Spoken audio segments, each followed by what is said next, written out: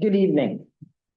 I want the people in the room to know that I have charged the committee with ranking the projects as they are now. And also then next to the rankings, putting an F, P, or none, full, partial, or no, okay? Just so when you hear all this stuff going back and forth. All right, can you let me finish or not? Then I have to say something before. Okay, all right, okay. All right, so that's how we're gonna start this, so you are all aware of such. Yes, Martha? Well, I filed a disclosure of appearance of conflict of interest because my husband, Malcolm Fitt, chairman of the historical commission, sent a letter to the CPC. Okay, And so I filed just to be. so you're recusing yourself from that, No, I'm not. I'm saying I do not see a conflict. I'm Okay. just filing. but you filed, Yes, so the world is aware. yes. There is a conflict. Parents? Okay, good. Okay. Mr. Rumble, do you have anything you'd like to say to us at this juncture? No, I have to continue with your roll call minutes. Okay. So Mr. Higa is not here and Ms. Sharp is not here. I've not had any word from them one way or the other if they're coming or not. I don't know. Well, he's hang on your lap. That's right, I think she's traveling. Okay, so everything has to be done. We have to roll call everything, okay? But we don't know where Jeremy is, do we? Okay. So. Based on the agenda. I would like to start with the minutes of November 12th. Are there any corrections, additions, or deletions on those minutes? Karen, according to the open meeting law, since there's someone online, you have to do a roll call before you start. Pat, are you here? You need to unmute. Pat, are you here? Yes. Good. Jim Mercer, Here. Steve Present. Bannon, Martha Fick, Here. Rich, Here. Kate, Here. Karen, here, Jeremy. Here. Okay, so we're in full attendance. Thank you very much, Mr. Bannon. Okay, so now we're gonna go, starting at the earliest, the November 12th minutes. Are there any additions, corrections, or deletions to those minutes? Make a motion to approve the minutes of the November 12th meeting. Second. All in favor, roll call vote. Pat? Aye. Jeremy? Jim? Aye. Steve? Yes. Martha? Yes. Rich? Aye. Kate? Aye. Karen? Yes, thank you. December 9th minutes. Are there any corrections, deletions, or additions? Make a motion to approve the minutes of the December 9th meeting. Second. Roll call vote. Pat? Aye.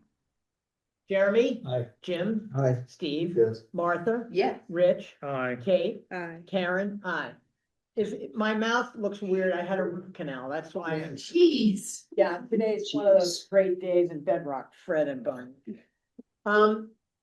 December 10th, minutes, any corrections, additions, or deletions? I don't have it open. December 10th. December 10th, right? There they are. 10th. Make a motion to approve the minutes of the meeting of December 10th. Second. Roll call. Pat? Aye. Jeremy? Jim? Aye. Steve? Yes. Martha? Yes. Rich? Aye. Kate? Aye. Karen? Yes, at least I know everybody's name. That's the positive. Okay. Very good. Any corrections, deletions, or additions? Make a motion to approve the minutes of the December 18th meeting. Second. Pat? Aye. Jeremy? Aye. Jim? Aye. Steve? Yes. Martha? Yes. Rich? Aye. Kate? Aye. Karen? Aye. Got it? Okay. Now. Before we jump in on this rating system, I want to know if anybody has anything in general they'd like to speak to this. Martha, thank you for doing that. Before we start going through all this, is there any comments? Okay, so what I'd like to do is, I'd like you to rank them. I hope you've had time to do it. Can you review the ranking abbreviations again? for Okay, us? so it's 1 through 13, I believe. Mm. Okay, and then it would be fully fund, F, partial fund, P, N, no funding. Okay, And are we gonna go through by project? And then go around each or by, well, I'd like to discuss the projects and then we can rank them. So if there's anything outstanding and that needs to be answered, okay? So let's start with the Affordable Housing Trust. They've asked for $675,000. Any concerns or issues? Yes, Martha? I couldn't tell from what they submitted, whether they had actually spent any of the money that we gave them last year. I think that was pretty clearly laid out. Well, I didn't see anything logged against 375 from the last year. Chris, do you have any input on that? Well, I can't comment specifically. Sorry, I wish I had that question in advance. Oh, I'm sorry. You'll recall that part of what the trust does is, they've only just received the money 6 months ago. They plan 18 months out. Certainly, they have had activity using CPA funds. They did their ADU pilot, which was $100,000 expense. They've done several down payment assists over the past 12 months. Which specific fiscal year CPA funding that came from, I can't answer it for you, but yes, they have had activity spending CPA funds. Yes, Steve? So I think we should fund partially the Affordable Housing Trust. I think it's very hard to decide right now how much we should give them without knowing what we're allocating to other projects. But I do think that some money should go to them for sure. Let's start with that. Where are you, Jeremy, on this? I was partial. Partial, Jim? Partial, same reason. Martha?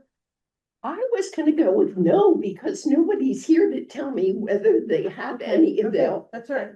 Rich? Partial. Right? Kate? Partial. Karen, partial. My God, some consensus. Okay, so, but where it comes in numbers, but we know that that's a partial issue. Okay. Now, Mr. Aberdale, if you'd be so kind, on the playground court improvements at, say the word, Rubinsky? Rubrisky Park. Is there any questions on that? Basically, it's to resurface the court and get the basketball stuff aligned so it's squared up. Am I correct, Joe? There's leveling of the court, there's upgrade of the basketball hoops, there's adding on to it for pickleball. Right. Okay. Jeremy, what's your thought about that? So I have a lot of these same thoughts with these, given the memo that we received from the town manager. And so I guess I should have brought this up before, but is this the meeting where we're going to decide all of these? Or are we going to have another meeting? Well, if we're gonna have another meeting, okay, I will tell you that it's gonna be within the next 2 weeks. Okay, so I understand that the memo was sent by the town manager. I also understand that because she is the CEO of this little entity, that she is most welcome to chime in on. But the bottom line is, it's the CPA's decision on what gets done where, when, and how. I understand some of the questions that were raised. I've read it, but the other thing,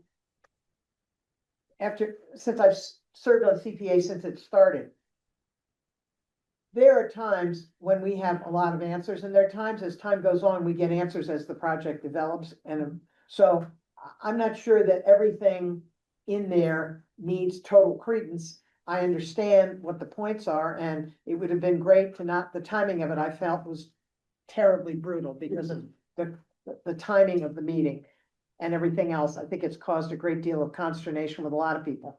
But when you're CEO, you have that proviso, you get to do that. So questions about My general comment is, that was the kind of direction that I was looking for, that I thought, since we're having town asks that are far more than we can fund, I mean, that's exactly what I've been hoping that we were gonna get. And so that we look as a town more comprehensively of how we're gonna fund things, and then, and then get asked from the town based on that. And so I thought it was great. I would be in favor of not spending all of this, but also not funding these things and then doing it at some later point. So I have a lot of those. When I was ranking all of these, I had one ranking of all of the ones that I would fund or partially fund or not fund. And then I had a bunch of question marks because maybe we need more information now, given that kind of clarity. Okay. Jim? Partial? Oh, yeah, I was. Partial, go ahead, let's see, Steve? Yeah, I think I was looking at partial or full funding. I was hoping we'd get a little bit more information to see if, because originally I was in the full funding, and I think I still am this full funding. Is this the whole affordable housing? No, no. No. I'll be right. Oh, this thing. Yes, Okay. Martha? Thank you, Rich, Partial or full? Kate, Oh, yeah, partial or full. full. Okay, now I'm gonna start with the next one. I just wanted to remind you that Oh, yeah. you have to get. Oh, Tricia. I'll get there, Pat, my mistake, go ahead. I want to second what Jeremy said. I've often felt that I would like a little more clarity in the proposals about the park. So I had ranked this quite high, but it would certainly be helpful to have more solid information. I had ranked it third and at full. Okay. It seems to me, based on the last 48 hours, that the input from the new town manager is indicative of things we don't know, that we haven't dealt with. Good, bad, or indifferent, and perhaps we need to get better at what we need to. We have depended on certain people to do things, and most of it's worked out if we look at all the projects, but I hear what you're saying, I think the point is valid. Again, it's the timing that's the issue. So,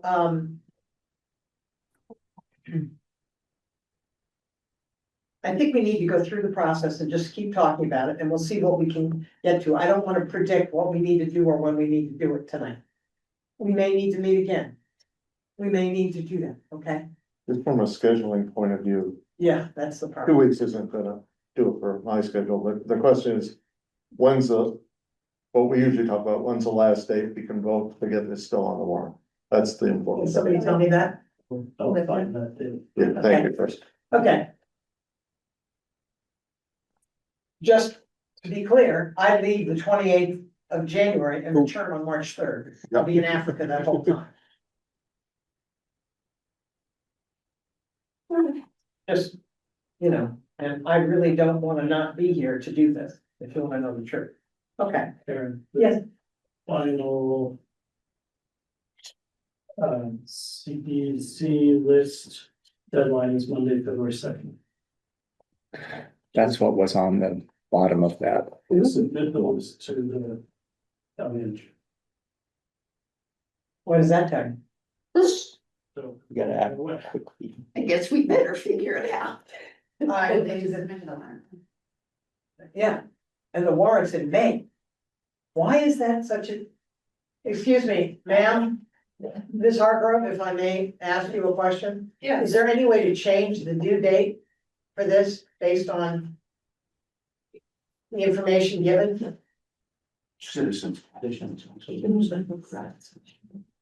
Good evening, Town Manager Liz Hartsgrove. Those who don't know me, The submission date is aligned with the town manager's budget that it has to be forecasted. I have a presentation on February 3rd in front of the finance committee and the select board to give a status of the current budget that includes CPC, so all funds, and a forecast for FY 27.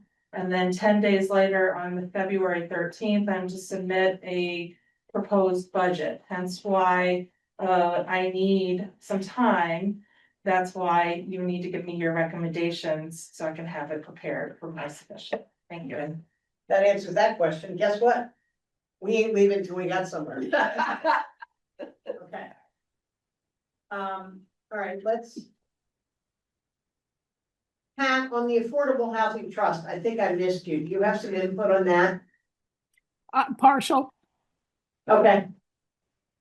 Sorry, Jeremy, but you're right across the, Yeah. I wanna know about the, how about the Old Maids Park and Engineering? What's the number on that? It's on shade structure. I thought, oh, I'm sorry, I thought we'd done that.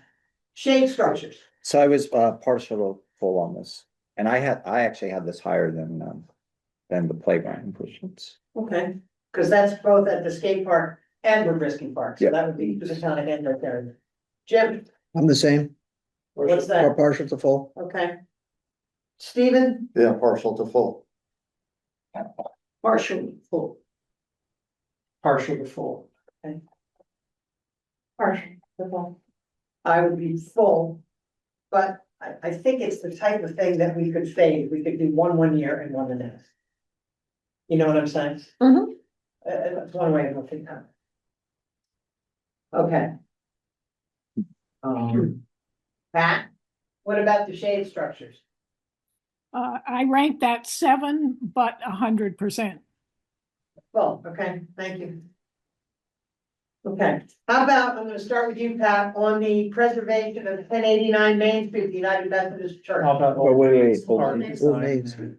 Oh, no, I wanna sort of change things up. Okay, you wanna be in a different order. I just wanna change it up a little bit. Pat, what do you think about the USM, the church, the preservation of 1089 Main Street? What's the number on that, Chris? 37. Well, the amount that. Yeah. 37,000. That's my 8, priority 8 and 50%. Okay. Jeremy? I was full. Well, Jim? I'm full. Steve? Full. Martha?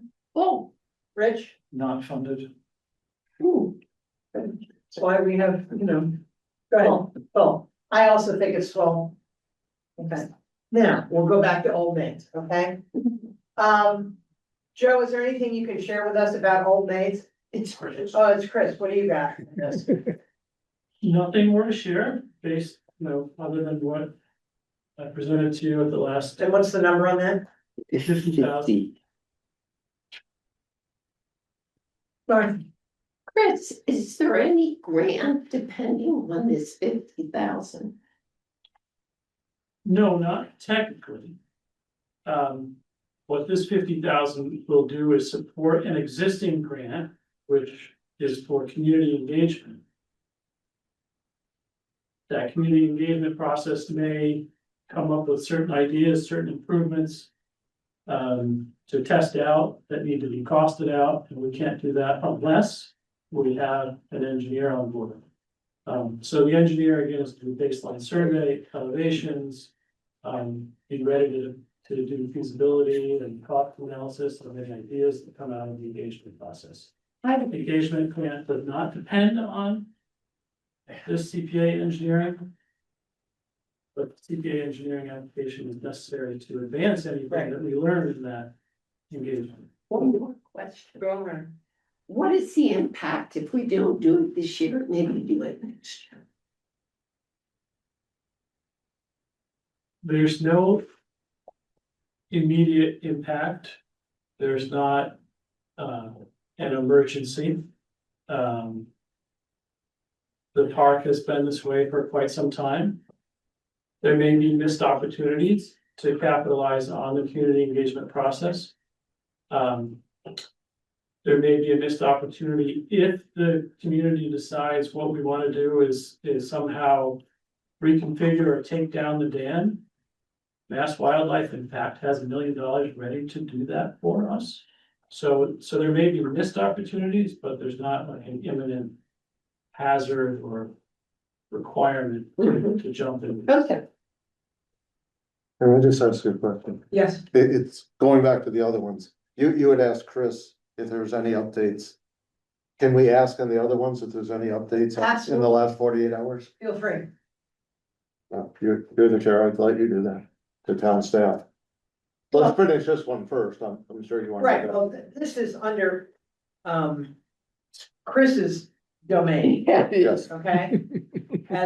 And I did ask Joe sort of reviewed the playground at Rubisky Park and the shade structures. We've gone over that. It's like $100,000 for both parks, am I correct? Yes. And it could be easily phased one year and one the other, couldn't I know there's a cost benefit of doing everything at the same time, but. But I think what I'm referring to is since Liz's memo came out and Jeremy pointed to it, there are some more questions. Do we have any answers to those? Go ahead, Jeremy. Are we talking about, well, I don't have answers. I know. But- You said you had a bunch of questions, so what I'm asking is, do you wanna ask them? Oh, do we wanna go, I don't know, is Joe prepared to? It was, hold on, I could bring up the memo.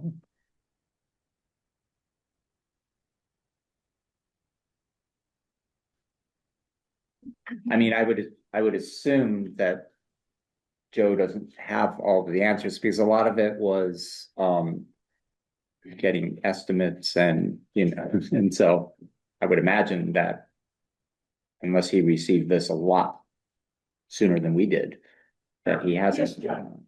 Past precedents with working with the CPA, this is my 4th year Yeah. working with you guys. And we would not, it was never looked at or asked for example, complete, engineered, detailed out, money spent package to you all. Okay, as you see here, I assisted with applications for, not only the DPW, buildings, but also Parks and Rec and Cemetery. So these wishes are of those commissions. And there's the money in there is more than enough to get it done and hopefully things go right. There's some coming back.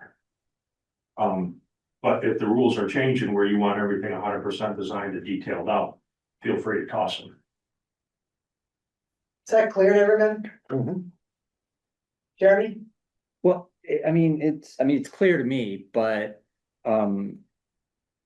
if we are, as a town, are gonna start to do business differently, because I assume it's in the town manager's purview that we do, then, I guess that would be good to know. I'm not sure. And I would need to ask, the CPA statewide. I don't know how much clout or whatever, how much input. I think the points are valid. I think the timing of it again is brutal based on everything we've done. We've operated in a certain way, and now we've gotten a whole new level of understanding, which we are not ready yet. We're not there yet. And there's been a lot of trust based on the people, the staff in getting things done, and I think we've been fairly successful. I'm not saying it's not time to upgrade our game. Yeah. I'm not saying that that's not what we need to do. Well, I know, but we have entered a phase where we're doing a lot more town projects, and so this is a department that falls under the town manager, and so that's why Go ahead, Kate. Well, I'll just give a small bit of my thought on that, which is that we spent considerable time updating the CPC plan before we put out the RFP. Correct. I'm not quite sure how we proceed if we are doing things that negate the plan. We set expectations for our applicants about what they were being asked to provide, and by passing from step 1 to step 2, we certified that they met those requirements. We have additional metrics for evaluating now, and I love metrics for evaluating. Yeah, I know, you're one of the. Yeah. On a different point, can we just circle back around to the scheduling piece? Are we confirming that today is our last opportunity to meet, discuss, get all available information and vote? I don't think so. I think February 2nd is the drop date. The problem is that I don't know. I don't know on some projects if the information that we need could be produced in less than 2 weeks. So I wanna just meditate on that a little, because I'd like to know what we are tasked with achieving here tonight. And then, Well, up until Friday, I thought we're gonna present, we're gonna go, we're gonna vote. A memo came out that is somewhat cataclysmic for all of us. We have to, and I'm not saying it's bad, I'm just saying it changes the whole game. And how we go through it and how we approach it at this juncture. I don't have all the answers. I think it's within all of our purview to discuss it. Martha, your fingers up. What do you need? What I wanted to say is, in reviewing applications, I was a little more liberal with things that the town was doing within this. Then, if you look at the Wheeler House, when they asked for money, it was itemized. And they had a plan of what it was gonna cost, and it looked like what I think the town manager would have expected from other projects. But that was for a project that was not a town project. Correct. And so I guess I don't have the same urgency around the town project as one that we had no control of. Okay. But I think. You know, new information always puts a wrinkle in it, and I think that that's partially what's happened here. But we don't have the time, we've got a deadline. Now, we could meet in a week, we could meet in 2 weeks, but that doesn't mean, there may be people who can't be here. You understand what I'm saying? Yeah. Because time is of the essence, so I am not the all-knowing Oz on this, I don't know what the right answer is. I really don't. Jim, I'll get Pat in a minute, go ahead, Jim. It just seems we put an awful lot of effort into this, and everyone's understood what the process is. And I think that the town manager's letter there certainly adds a new wrinkle to it, but I don't think it's really changed things materially. It's just something else to think about. I think as a board, we focused on town projects as, you know, something that's really important. And now I think we just move forward. I don't see the consternation that we Okay. have. Pat? I mean. No. Who else? Jeremy? Yeah, and so, I mean, I guess I'll just say this again, like, I also think that we could not spend the whole million and then, you know, either spend it next year with some of these same projects coming before us again. So, I mean, I don't know if, like, is there an immediacy on all of these town projects? Like, they have to happen in this cycle, right? So they get their funding in August or whatever. Well, maybe we should look at them when they come up. Kate? I had thought from the beginning that we have discussed this some years for some projects, and I thought that this year might be a year when we utilize that ability to, I don't know what the CPC term is, but essentially bank funds and not spend them. We have talked sometimes about having, doing that and having an off-cycle funding round, or something like that, and so waiting for more information or knowing that a different kind of project might be coming down the line, so I do agree that we don't have to allocate every penny here tonight. Anybody else? If we, Steve, go ahead. if we were to approve the town projects tonight, some of them at least. Our expectations, as Joe just said, is once the money's approved and at town meeting it's approved, then he would go in and go to the next level. To do everything that's in the town manager's memo. And if it's not possible to do, because there are things that hadn't been considered or extra, then Joe wouldn't ask for money and Chris wouldn't allocate the money, and it would have to wait till next year.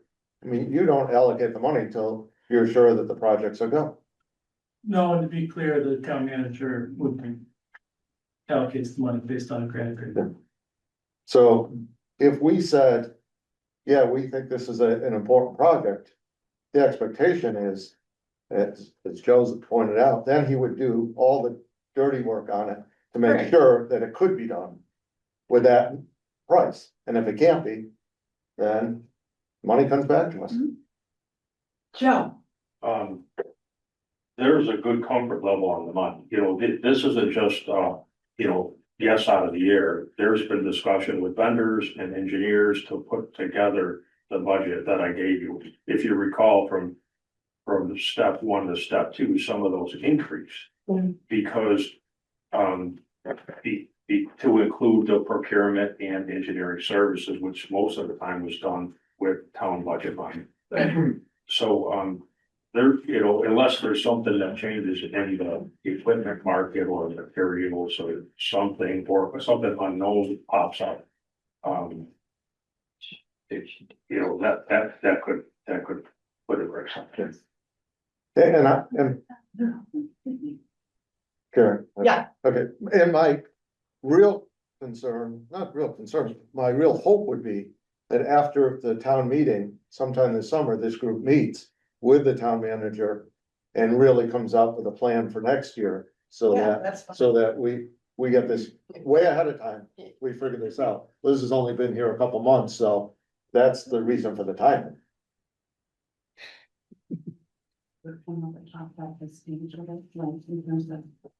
We're arriving at which, in that. You want her to explain what this is? Yeah. Matt. The consideration request, of your whatever No, memo. Could you summarize that for us, please? Which part?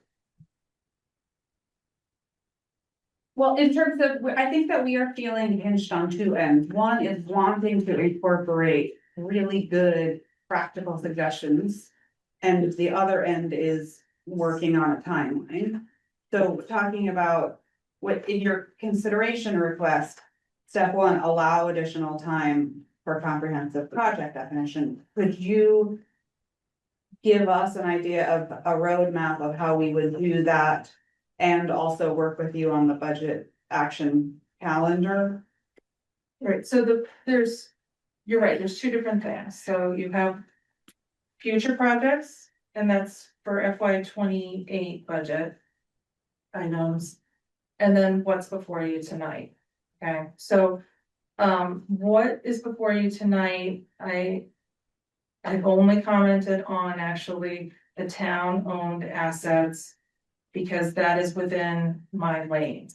Correct. And I am giving you my review of it, okay? Based upon my experience, okay? Doesn't mean that one way and another is different, okay?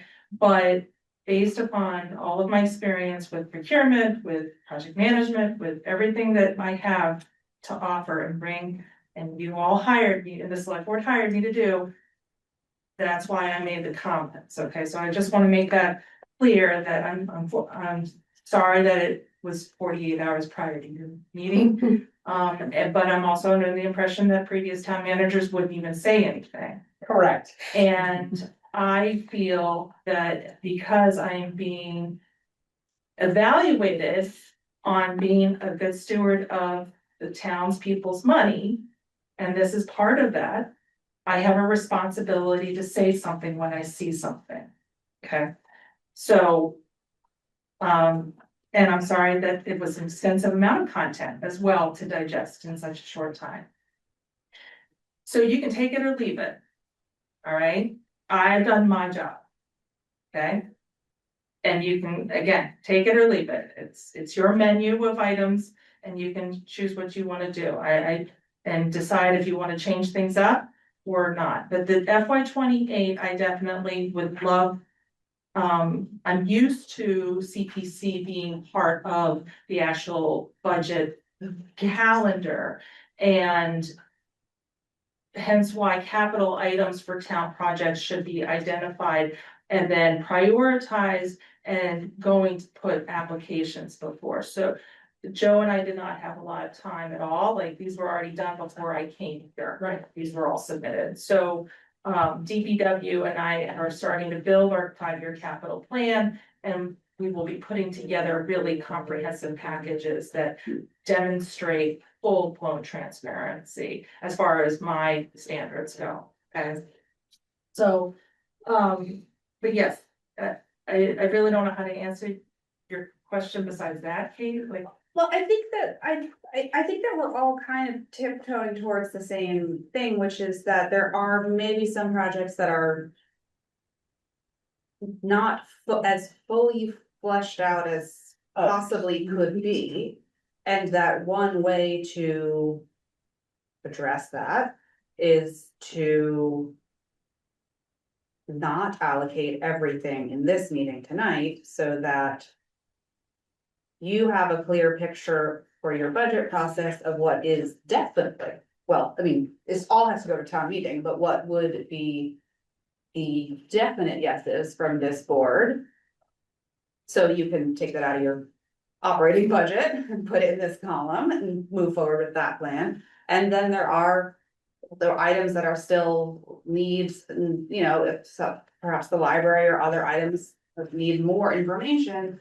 We could schedule another funding round or another meeting round or a special town meeting. But here's the problem, if we do that, and I truly think, I feel like somebody's in 5th grade and the 7th grade teacher showed up and said, you really need to know this. And it's like, oh, shit, what am I gonna do? So, which is fine, you know, that's how we all get better. My problem is that we've done things a certain way. And there's nothing worse than saying, well, I'm not gonna change. No. I think it is time to change. I think we've developed that. And I think bringing Liz on board has done that. Timing, once again, is brutal, but that's okay, because we're all big people and we'll get over it. There are a few things on this list that I think we could partially fund and fully fund for town meeting this. And then if we need to go back after town meeting and re-look at what we've got as a budget, then I think we could do that, but there are things on this list, and I'll give you an example. The 50,000 for the historic records for the town preservation, that needs to get started, that project is desperate. We're not asking for 400,000, Josh redid it, he said, you know what? We gotta get a pro in here to tell us what to do, how to do, and what to do. Along with that, I think it's really important that the library take into account that whatever the historic records are that he's talking about, and the historic records that the town is, if we're gonna have a place for them, they should probably be in the same building. Maybe divided differently, but that's the type of thing that hasn't been looked at all. You understand what I'm saying? So that's, I hear, Liz, thank you for your input, I do appreciate it. No, and thank you, Karen. And that's really the purpose of the memo also, is that the reason for CPC and having all of the variation of membership sitting here is to actually look at these things strategically. And your comment just now, Karen, actually is really good to hear, because that's the whole point, is it's not just applying and granting funds, it's the chain reactions that come and the maintenance and things. And that's my job as far as town. Right. I'm not saying that any of the projects before you have equal or less value than the others, or that they're not important. That is not what's on the table. What the table that we're talking about is just all of the other details that involve the town manager, and that's what my role. So thank you for bringing all of those little connecting dots to form the picture. Thank you. Steve, So we're in a transition phase and we're kind of caught in the middle of it. I would suggest So- that's inaccurate. So I it's, think so. this is a really thorough memo. It's terrific. If we approve any of these projects, whatever it is, let's say for $50,000, doesn't matter what the project Yeah, is. Because we think the project is worthwhile. Yes, Joe did what we've asked him to do, correct. to come to us with a really solid proposal, but not all fleshed out, not to spend his whole day working on Right, he 15 did proposals. what he was required to He did it do. when he was required. Liz came in and said, these are the other questions I have. Right. Okay, that makes sense. So if we approve the $50,000 project, Chris already said, the ultimate sign off is the town manager. So what happens behind the scene? Town manager, town meeting. Town meeting has to approve it, but the town manager, I'm assuming, let's say the town meeting approves it, so let's assume that. So now it's time for the project to get started, the money's been approved. Joe is gonna do what he's always done, he's gonna now make this a fully worked up project, he's gonna go from beginning to end. At that point, Liz signs off on it. Wait a minute, is that true? The town manager approves the project after town meeting is? Well, Well, your current getting all of Oh, that. all right, so Yeah. she oversees that, okay. all right. Which is a lot of what she had questions about in, Okay. Yeah. Ultimate funds are released. Yeah. on that signature. on her signature. Okay, So, for this year at least, it's cumbersome, but we say, okay, this is a good project. Liz, go to it. Make sure Joe's does what he's supposed to do, which we think he's always done, and the project's done. If Liz says, I still have questions, I'm not signing off on it, then it comes back to us next year, the money comes back to us. Yeah. But I'm not sure we can sit here and spend 3 or 4 or 5 hours trying to decide if the project is a good project or not, based on the memo, based on what Joe told us, because there's a lot of material, what Jeremy's pointed out, there's just a lot we don't have. Yeah. And we're not gonna have it at 8 o'clock tonight, and we're not gonna have it at 8 o'clock tomorrow night. We're not gonna have it in 2 weeks. We're not gonna have 2 weeks.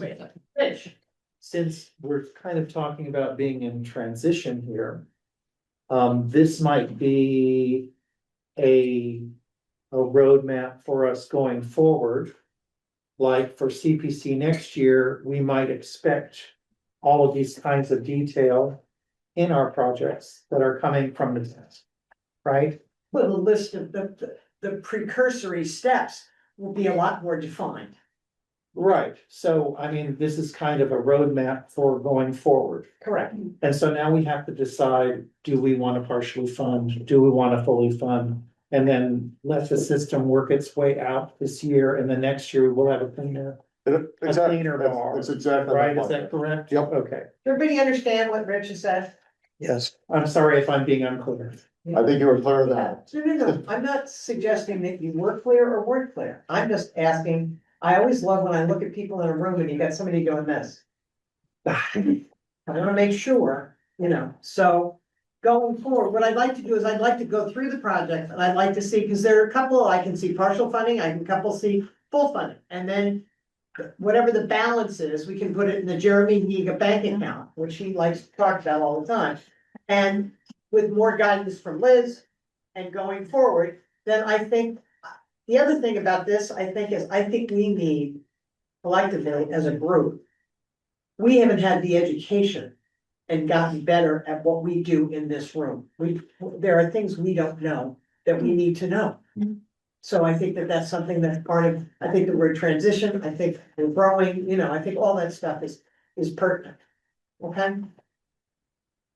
That's great, what the hell did I just say? The other question, the other thing I would remind people, some of these town projects maybe aren't as crucial as others, but to postpone them for a year, that's because of a process problem. Yeah, Some of them may double in price next year, some may not be able to be done because things deteriorate. So we also have to think about that. okay. All right, so where are we? I think the last thing we did, We didn't talk, about the church. no, I thought we were still on Old Maid's Park and Still on old days, you have. we didn't Okay. say. Go around and say, Okay. Go ahead, I was, Jeremy, proceed full, it. full. Full, well, Well, Oh, Well, Full, it's my third out of the 3 town open space funds. okay. I was gonna put partial, but I understand. There's not an immediacy to this, but delaying it a year because of Pleasant Acres, or what is Habitat, what's Prosperity Way being, fleshed out. I think we need to get started on that, so I would go with full with that. and we have. Pat, Tricia, well, okay. Okay. Next, come in. Dubois Freedom Center basement, En français. boys. I understand that. I was partial on this. Sorry. Partial. Jim, well. Stephen, Partial at best. Martha? Partial, but not too partial. Marshall, but not too. No, I didn't comment. More than 50%, does that mean? No, I was ahead. thinking more 200,000, but I'll tell you why. Very. This is an important, what will be an important museum, an important site, will bring people from outside the country to see it. We just put this statue in front of Mason. I think we have to support this because it's another piece of the Du Bois legacy. Okay. Rich? So before I say, I would like to make the comment that we have been funding this project. And we've been funding the historical preservation of this project. Right. I think we've definitely shown that we want this project to move forward. And I think of CPC in the historical preservation realm as dealing with historical preservation issues. Now we're talking about the building is structurally sound, but other things want to happen to the building which will elevate it as a museum. So I am unfunded or partially funded for this, because I think that I have my mind on historical preservation. You don't think this is historical preservation? Well, I think it's expansion into something else. We're not historically preserving the building, they're turning it into a center which has a larger purpose, and there are more things that are going on in there that's not part of the historical building. Sorry, that's just. And you where don't I'm have to at. be sorry. There is no sorry at CPC. There's no crying in bed. But Okay, That's it. Mine was it was a partial. I was also partial. Pat? Partial. so can I make a comment? Oh, of course. So I mean, just like,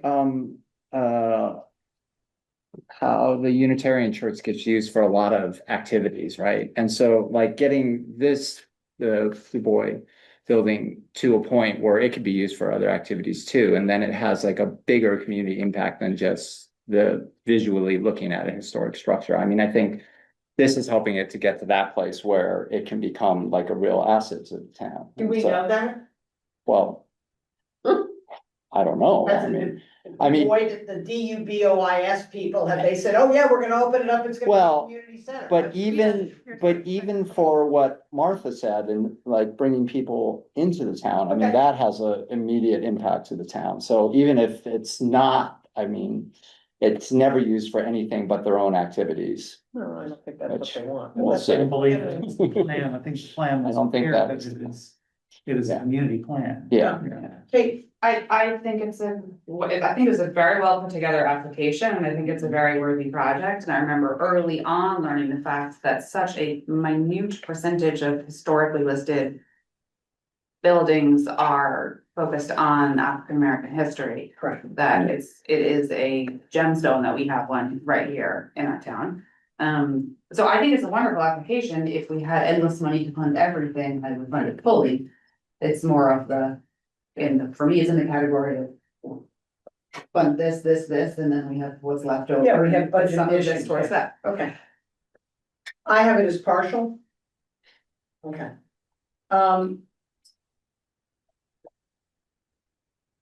I have to tell you that I was in Ghana about 15 years ago. And, I got to Accra, which is the capital, and all of a sudden they said, oh, yeah, W.E.B. was, he came from Great Barrington. And I was standing there going, I had no, dumb.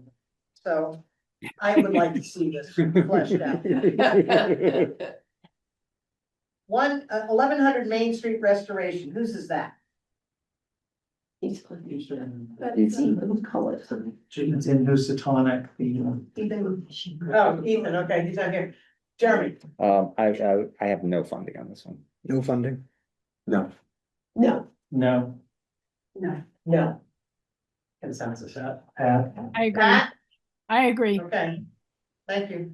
And then I have a comment. I mean, I think we made this comment during but if it had more of a community aspect, like there was a distinct plan in place, how it was gonna be a benefit. So right now, it's more of a, it's like to preserve the building, Yeah. because it seems all private activities and. Yeah, I think part of it, preserving the building's important, but I think use is the second part, Yeah. and that wasn't. And that makes the application much more. We've always asked for multiple funding sources as well. Yeah. And this time it's so competitive that it's like, I think we have consensus. Yeah. Okay. The town historic records preservation has been refined down to 50,000. Am I right, Josh? Yeah. Because what we're gonna do is we're gonna get an expert in historic preservation of records to do an assessment. Oh my God, what a concept. Jeremy, fully funded. Jim, Full. Steve, Full. Martha, full. Richard, Full. Kate, full. Karen, full. Consensus. Oh my God. Did you get that? Oh, Not getting full. I'm sorry, my mistake. Maybe you should start with her. Start with her. That's it. As long as you feel happy. Oh, boy. Town Mason Library painting. There was a lot of stuff that came up on the memo.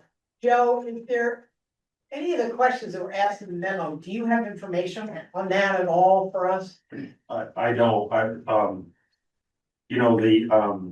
after the first round, with your group, you were kind of on the fence about whether it's a maintenance project or a preservation project. Correct. So between step one and step two, we engaged, Ty and Bond to go over and do an evaluation, which is the report you got for step two. So we looked at that project, pretty extensively as far as the work that needs to be done. There are still some unknowns, like, can I tell you how much rotten wood there is? Probably not. We just finished the courthouse and, it's put in as part of the project when they incur rotten wood. There's a plastic product that they put in to rebuild the Right. wood. So it's all built into the project now. So I think if we're looking for some level of, of that kind of extent, I mean, I'm gonna spend thousands of dollars doing some type of stuff. I have no additional information, but maybe if I can offer you, I mean, the town I've submitted on behalf of the town quite a few different, applications. Some of them, like Steve said, can be done next year. It might cost more, they may cost things like that, but, this one gets worse as time goes on, after it. That's awful. All right, let me ask you this question, just straight. Yes. So you've asked for 210,000 for the Mason Library painting. You said Ty and Bond is evaluated. There are gonna be some mysteries that we don't know what's rotten, dry rot, whatever, correct? There are, 65. and there's always, when you go out to bid for a project like this, and you award it, there's gonna be changed conditions that we could run into that. What's the total? 265, I'm reading off an old. Yeah, 265. 65. Is there any way that partial funding would help you get towards a better resolution of the question that asked? In the memo. Okay, go ahead, Liz, thank you. Thank you. This one, actually, I'm gonna stand firm on this one and voice my concerns about the application. I know this was done prior to, and it is identified that it is needing painting. But the engineer report did not talk about, and I'm just making sure you are aware, it did not talk about any abatement and the cost associated with it.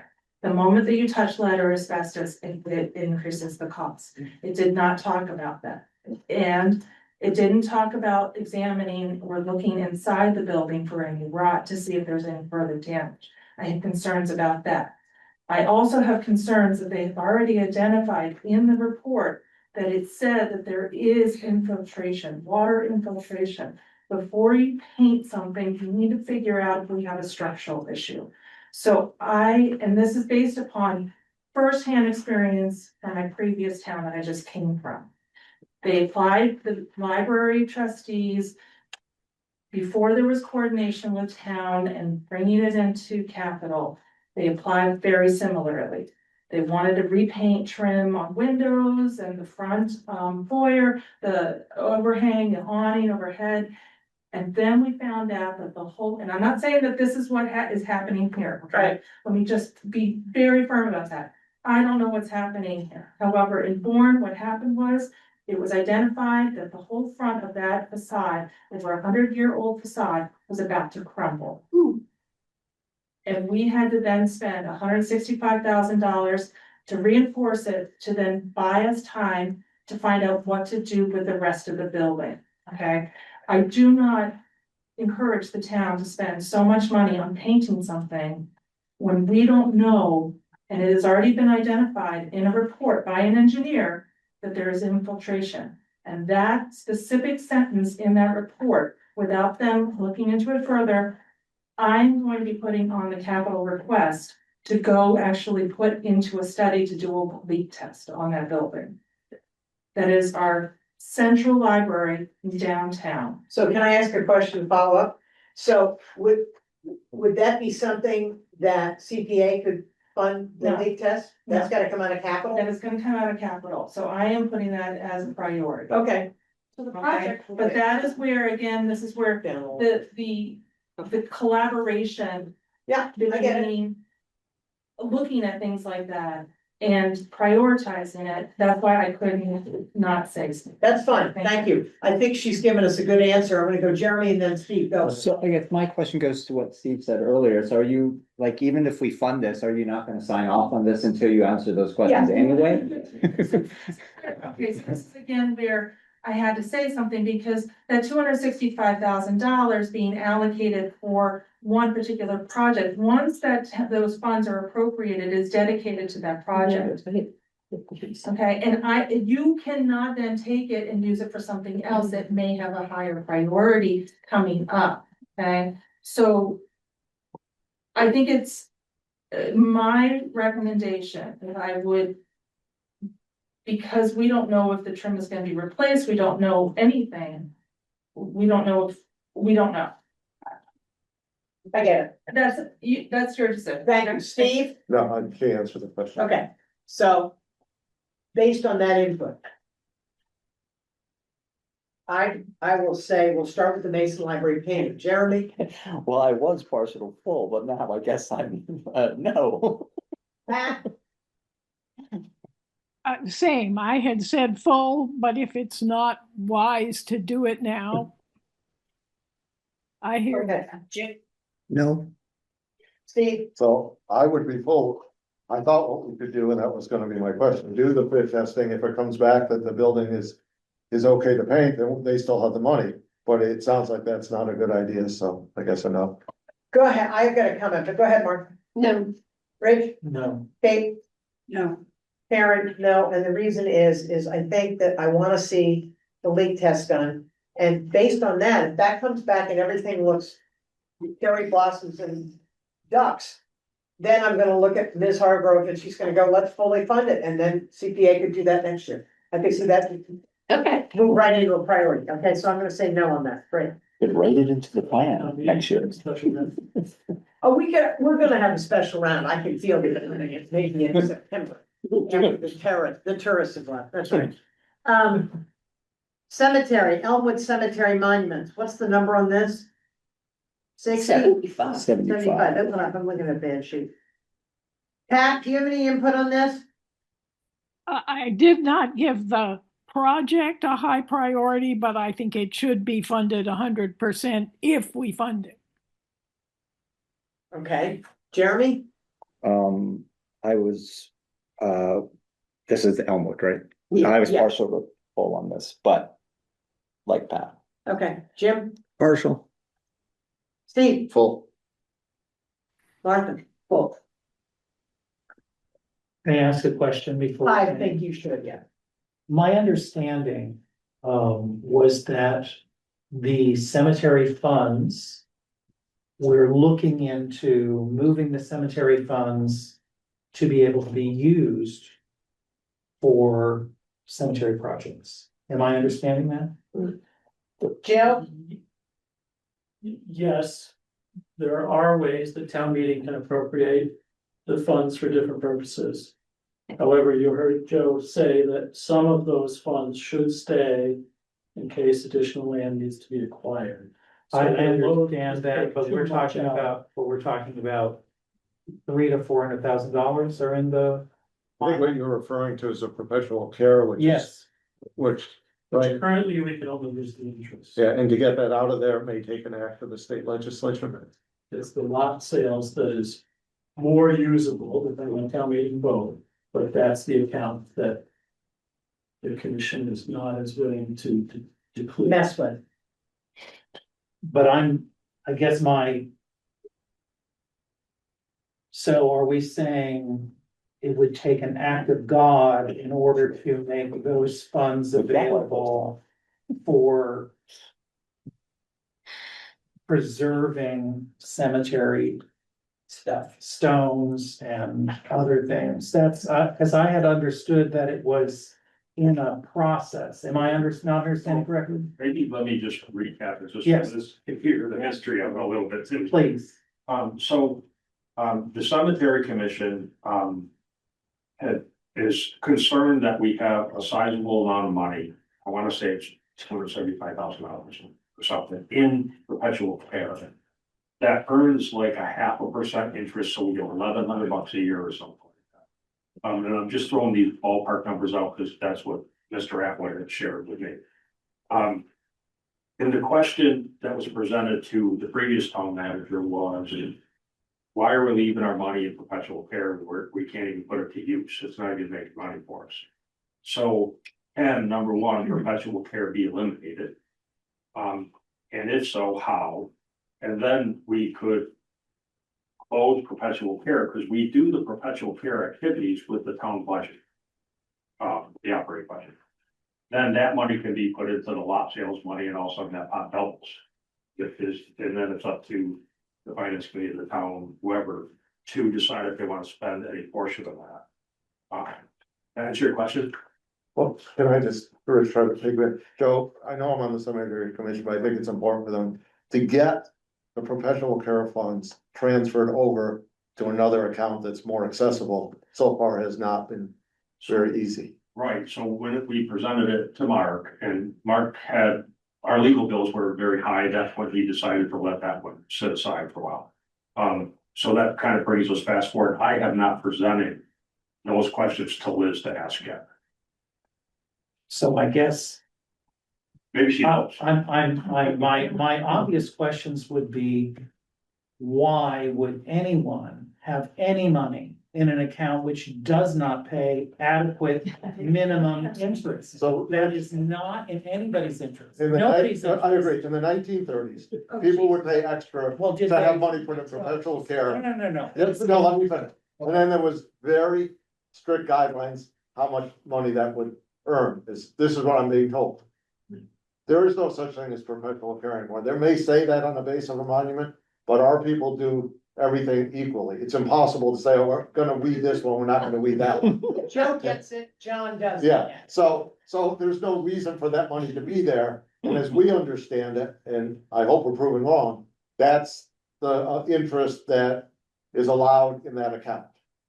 Don't ask me why, it makes no sense. But the interest can be much more than $1,100 a year. Absolutely. A simple account would be, this is ridiculous.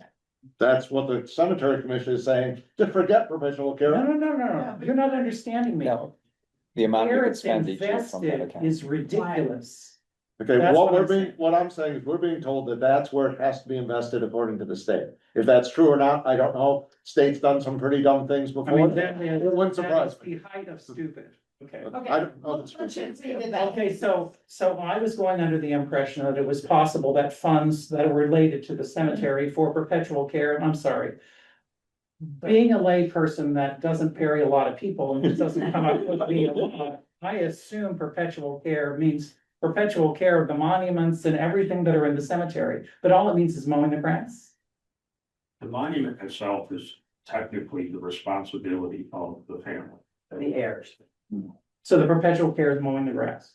Perpetual care does not, yes, it doesn't affect the land, it's everything else, it's, Okay. it's the grass, it's, you know, the tree trim. Well, perhaps, perhaps they could change have a fee that would go towards something that would help the cemetery in general. That would be a fee for every new burial, something like that, that would sort of bypass this whole ridiculous concept. But, okay, I guess I would have to say partial then. Since we don't have don't have a way to use this pile of cash that's sitting around doing nothing. Great. When he's sick. Me? Yes. Well, I'll tell you how I feel about this, and I told it you last time.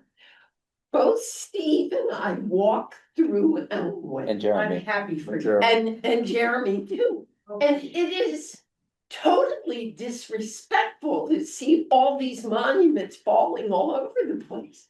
It looks like the citizens of this town do not take or respect or take care of the monuments What does of that their have to do dead. with what we're talking about? well, because this one That's is, what- because this one is the that's what monuments that have fallen over. This is just to pick up the monuments that have fallen down. Yes. Well, and then the ones that are like raising out of the ground and are now askew. Not all. No. And the. No, this is a small number of them. Had work done in Housatonic, especially on very old monuments. Yeah. There's. That were from the 1800s and had fallen over, very disrespectful.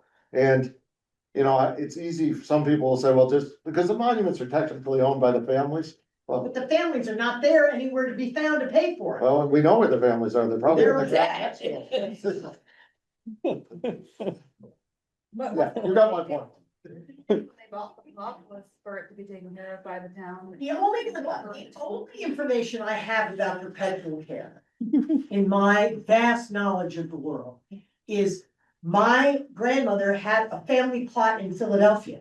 My mother died, I threw her in her ex-husband's plot, then I found out 25 years later, there was a family plot, and that she had put $10,000 in an account for perpetual care. I was like, my brother goes, we're not moving her. I said, she can stay in Belport. I'm not taking her to Philadelphia. So there is a whole racket about perpetual care. Just to be clear, we don't charge professional care anymore. So we're not part of that, we're not part of that racket. It's hard, look, is there any way we could do something at a state level to get access to this money or put it in a regular savings account that gets 5% or something? I'll take a look. Thank you very much. That's why I'm glad you're here tonight. We're gonna find out everything. Then we have a little money to use. No, I don't, okay. All right, so need Do we finish this? 8 miles or something. You mean the meeting or? No. take what you gonna do. This item. Full partial. Partial, I'd like to get some more information. you're abstaining. I Okay, Pat? Sorry, Elmwood, is that what you're asking? Yes, ma'am. Uh-huh.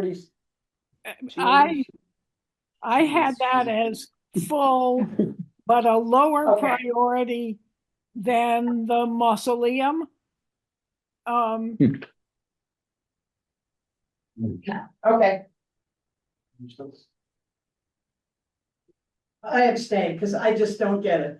It Well, seems, well, part of the problem is, and Kate brings up an interesting point, she needs more information. Well, we need more information on a lot of things, and we're apparently here. No, I'm I not think we have criticizing full Kate. understanding about things that Yeah. we're doing with Yeah. living people. The dead people who are trying to get in and out, I can't quit, so Ow. I need more information. I think And you all know I'm right, because you're all giggling. Go ahead. The question that comes up a lot is what other funding sources have you pursued for this? I guarantee not much. And if you know, like if they're falling down, it's not a good situation, but they're not going anywhere else. And in between now and next time we meet, we have some more info. Okay, so Just a couple things that, you're absolutely right about all that. One is, there is some historical money that might be available, but these are not historical monuments that we're talking about in Elmwood. So that's, first of all, that's not gonna work. Second of all, we could use the general fund from the cemetery.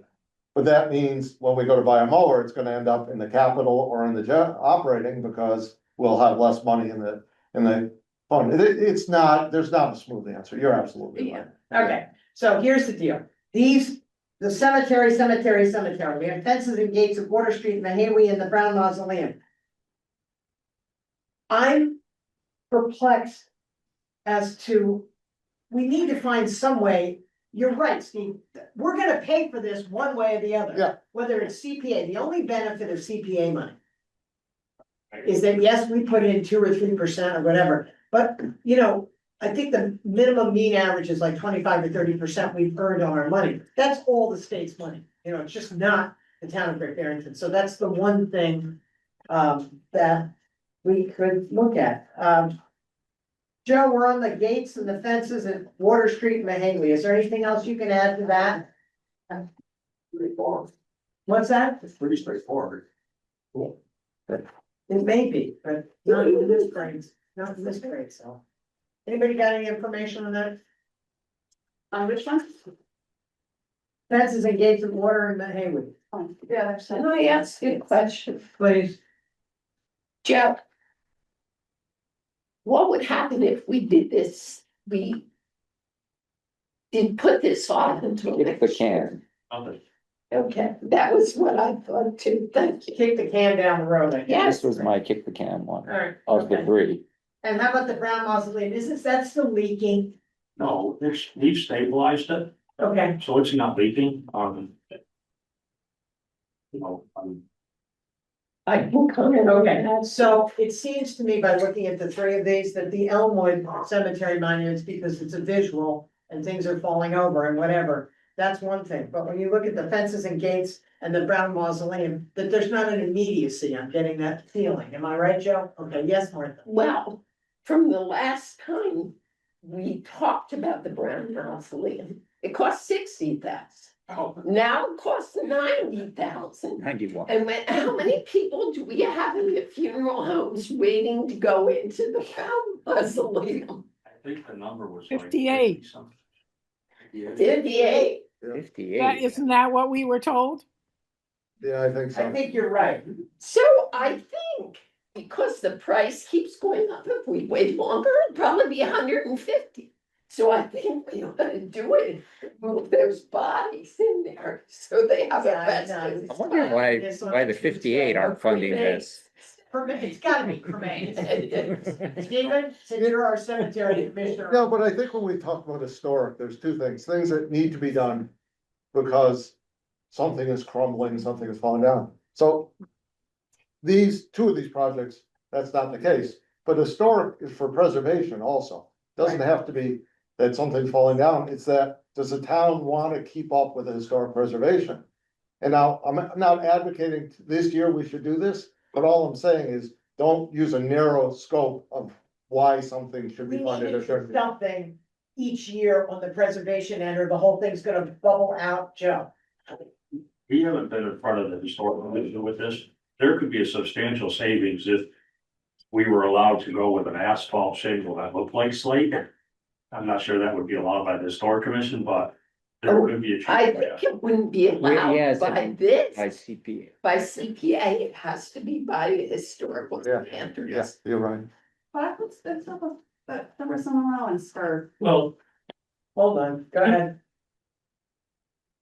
if it's funded by CPA, it has to follow the historic standard. If it's not funded by CPA, DPW can do it at once. But it's- Whatever's most cost Standards effective. Slate would be great, but historical commission doesn't have a regulatory hold on what material is used for that roof. So in some ways, if we don't fund it, it could become less expensive.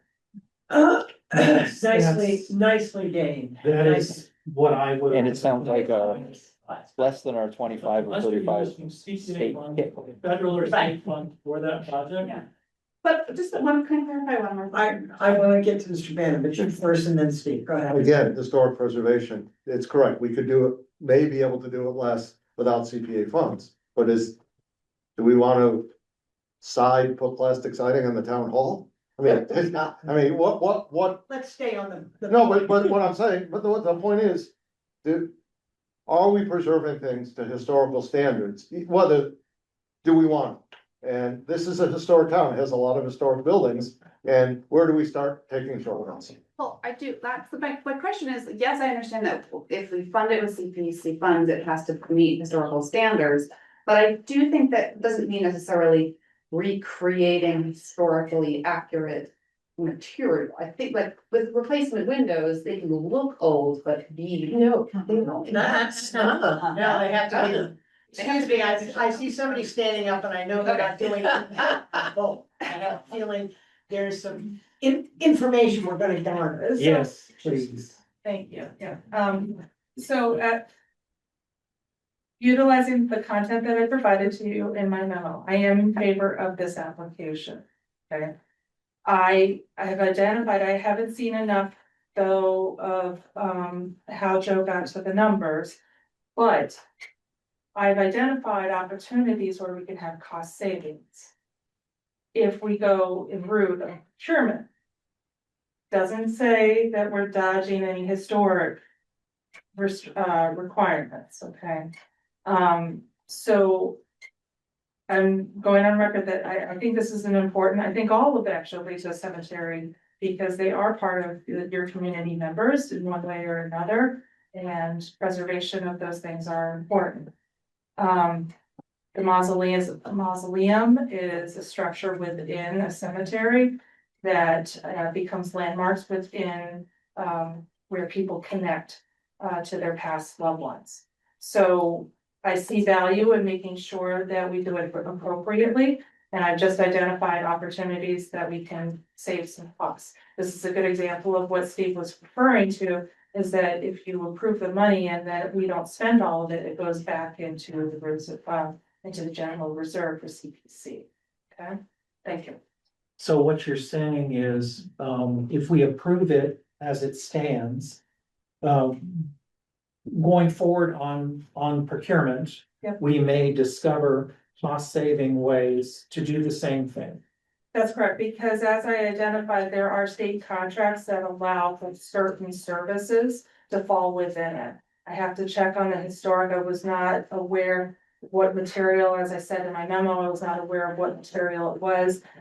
So there's different criteria with determine costs and labor, prevailing wage, and all of those kinds of little details that, but the state contract allows us to utilize contractors that have already been negotiated by the state with warranties, with material costs, things that have already, even labor and transport freight costs, all of those things that actually add up in an invoice that you don't actually necessarily see, but we see on our end, that can reduce it by $10,000+ And that, when you're looking at 155, I think is what if the project is estimated at. You know, we may not need all of that, but that would allow Joe and I some flexibility to make sure that it is done appropriately and respectfully. Thank you. Thank you. Mr. Mercer. Of course, I like this project. I think the mausoleum's important. And also there's other opportunities that may arise once the roof is stabilized. You know, we're talking about putting 58 different urns in there. There's no reason why that couldn't be at some point expanded to be a moneymaker for the cemetery, where you could have other urns put in there. There's companies that come in and they retrofit those spaces to make them modern, and you could I don't know how many you could put in there, but it'd be substantial. It could be something that could be. Mahogany box. Exactly. Oh, I love talking about stuff. Okay, so. No, we haven't. We're on the Brown Mausoleum, we're on the gates of the Water Street. Which one? I think. We didn't do either. We didn't go around them. The Water Street and the Hayweed. I was partial. Jim, Partial. Steve, Well, Yeah, I'd be like till next year. okay, Rich, Not fun. not fun. Kate, which one? The Fences and gates of Water Street and Haywood. fences. Not this year. No. Pat? I agree, not this year. For me, the Brown Mausoleum is a much higher priority because We're we've getting already there. started on it. I'm gonna segue right into that. Round Mausoleum, you are at full with that, ma'am? Yes, Okay, Yeah, it Jeremy. was partial full. partial, Full. full, Steve, Well, full. Full. Okay. I don't have a strong feeling about it, whatever. Partial. Full, there we go. And just ask one Not question. dying to get Now, it. this negates the 40,000 that we had, applied previously, right? Yes, they officially withdrawn. They have officially withdrawn, okay, very good. Oh, yeah. Okay. So we've done with that, we're at project 13. Ramsdale Library. Go ahead. Are we going around with what we were, We're gonna go around and we're gonna chat, all because right, I'm sure there's gonna be some So- chat. I was a no, given, Okay. well, anyway, but. Jim? You know, I like this project. I would like it more if there was an accommodation for all the archives in some way that we can have the archives that both in the town hall and the ones that are currently stored on the second floor at the Ramsdale to be accessible. And I think at some point, it should be part of the library collection and access granted and regulated by the library staff. However, given where we are right now, and the narrow parameters that we've heard, it doesn't sound like there's any provision whatsoever for the collection to be stored or displayed. And consequently, I don't support this at this point. Mr. Bannon? so I wanna see the Ramsdale Library stay open. I think that's really important. I wanna see it renovated. I'm not convinced it needs to have the increase in size, especially in a neighborhood. I'm concerned about that. I'm concerned about the archives. I'm concerned that probably this came to us a year too soon. Because I'd like to be able to judge a project knowing how much the project actually is, and they're not ready for that. That's no fault of their own. There's a stepwise approach to this. So I'd like to put this up even to the summer or to the next round. When we have more information. Voting. If we are voting tonight, unless some new information comes, I'm a no. Martha? I'm a no, and I'll tell you why. Because we're talking about getting money from the state for the building. But once you build a new building, you need shelving, books, computers, furniture. You have to move all those books out and store them for 2 years, move them back in again. And none of those costs are part of that construction budget. It also landscaping, parking, none of that stuff is part of it. Well, it's clear you haven't seen the construction. Plan. It doesn't matter. I'm telling you what I know is not included in. And so we have no idea how much this would cost, how we'd staff it. So I think it needs to go back to the town manager, the select board and the finance board and have a public hearing on it. And Rich?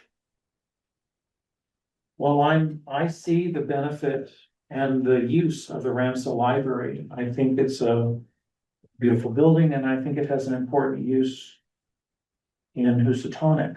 And I'm on fence with this particular project. I wonder if we can have conditions on the funding to say that the final has to incorporate the preservation of the historic documents as a part of it, since the final plan isn't done. So I'm partial or putting it off to another time is where I'm at. Kate? Well, I think no surprise. I've been a vocal supporter of the Ramsdale, every year that some aspect of it has come before us. I think we've covered a lot of it in the previous meetings here. We now understand why we don't have a full cost estimate. That has to do with the timeline of the MBLC. We are only being asked to consider the historical aspects of the project as the Community Preservation Committee. We're not being asked to weigh in on the total project. its scope or budget at this juncture.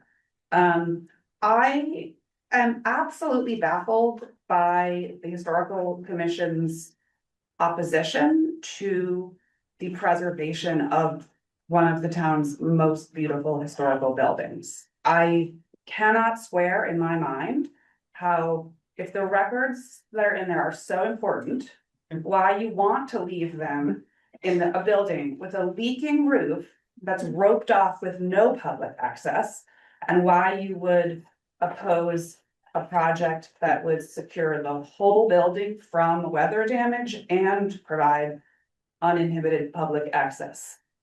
Those don't make sense to me. So I think it's very unfortunate that the historical commission is not supporting the preservation of historical building. The other thing that I'll say is that as a resident of Housatonic, as a mother of a young family, I think different than almost anyone else on this board, I spend a lot of time at the Ramsdale Library. I'm there once a week. My son is 10 and a half. They're watching from home. It is a place in our community. Housatonic is an idyllic spot for children in this community, where unlike most places in the world, I can say to a 10-year-old, hop on your bike, do what you want, go to the park, go to the post office, go to Aberdales, go to A&B, go to the library, and my like 2-year-old can toddle around in there too, and I can do a puzzle, and I can file my taxes on the computer. It is such a vital touch point in our community. I understand the timing of all of this is unfortunately out of sync. However, I do not want this meeting of this body to be the linchpin that halts the progress. What I would like to see us do is set aside, they're asking for 1.5 million over 5 years. I would like to see us set aside $300,000 out of the total of this year. We do not have to decide on it tonight. We can wait to see whether what speed of progress they make through the MVLC waiting list. We can wait to see what transpires between now and town meeting, what transpires at town meeting. We can work with the town manager, the library trustees, and everyone else in between for the next many months until we arrive at all of the information that we need to make a more informed decision. But I'm asking our board to consider voting anything but across the board, no. You won't wait. Are you done? And Pat? I want to support what Steve said. I do think the project as designed is too large. The expansion I'm not in support of. And I'm very concerned that the application says if they do not get the okay to go ahead this year, they could spend CPA money on other things and then sort of give it back to historic preservation. That sounds shady to me and not within the way this is supposed to work. So I think it's premature for them to have applied this year. That has nothing, I mean, I support everything that was just said about the value of the building and its role in the community. I certainly want to see the building preserved and to be able to remain as an important hub in Housatonic. Liz? Thank you, Madam Chair. So my comments in my review of the applications were based upon what was presented to the CPC. The $1.5 million was attached to the grant. So based upon it's not based upon actually just historic. The timing, everything. If it was just historic, then it would be almost piecemeal, kind of. We'd focus on the stairwells, we would focus on the accessibility, we'd focus on whatever is within the actual footprint of the building. But that is what was not presented in I review. What I was presented online with everyone else able to see was something a lot more. Hence why I had to make the correlation between the two. I agree, it is a hub, it is a cultural component, it is a sanctuary for people.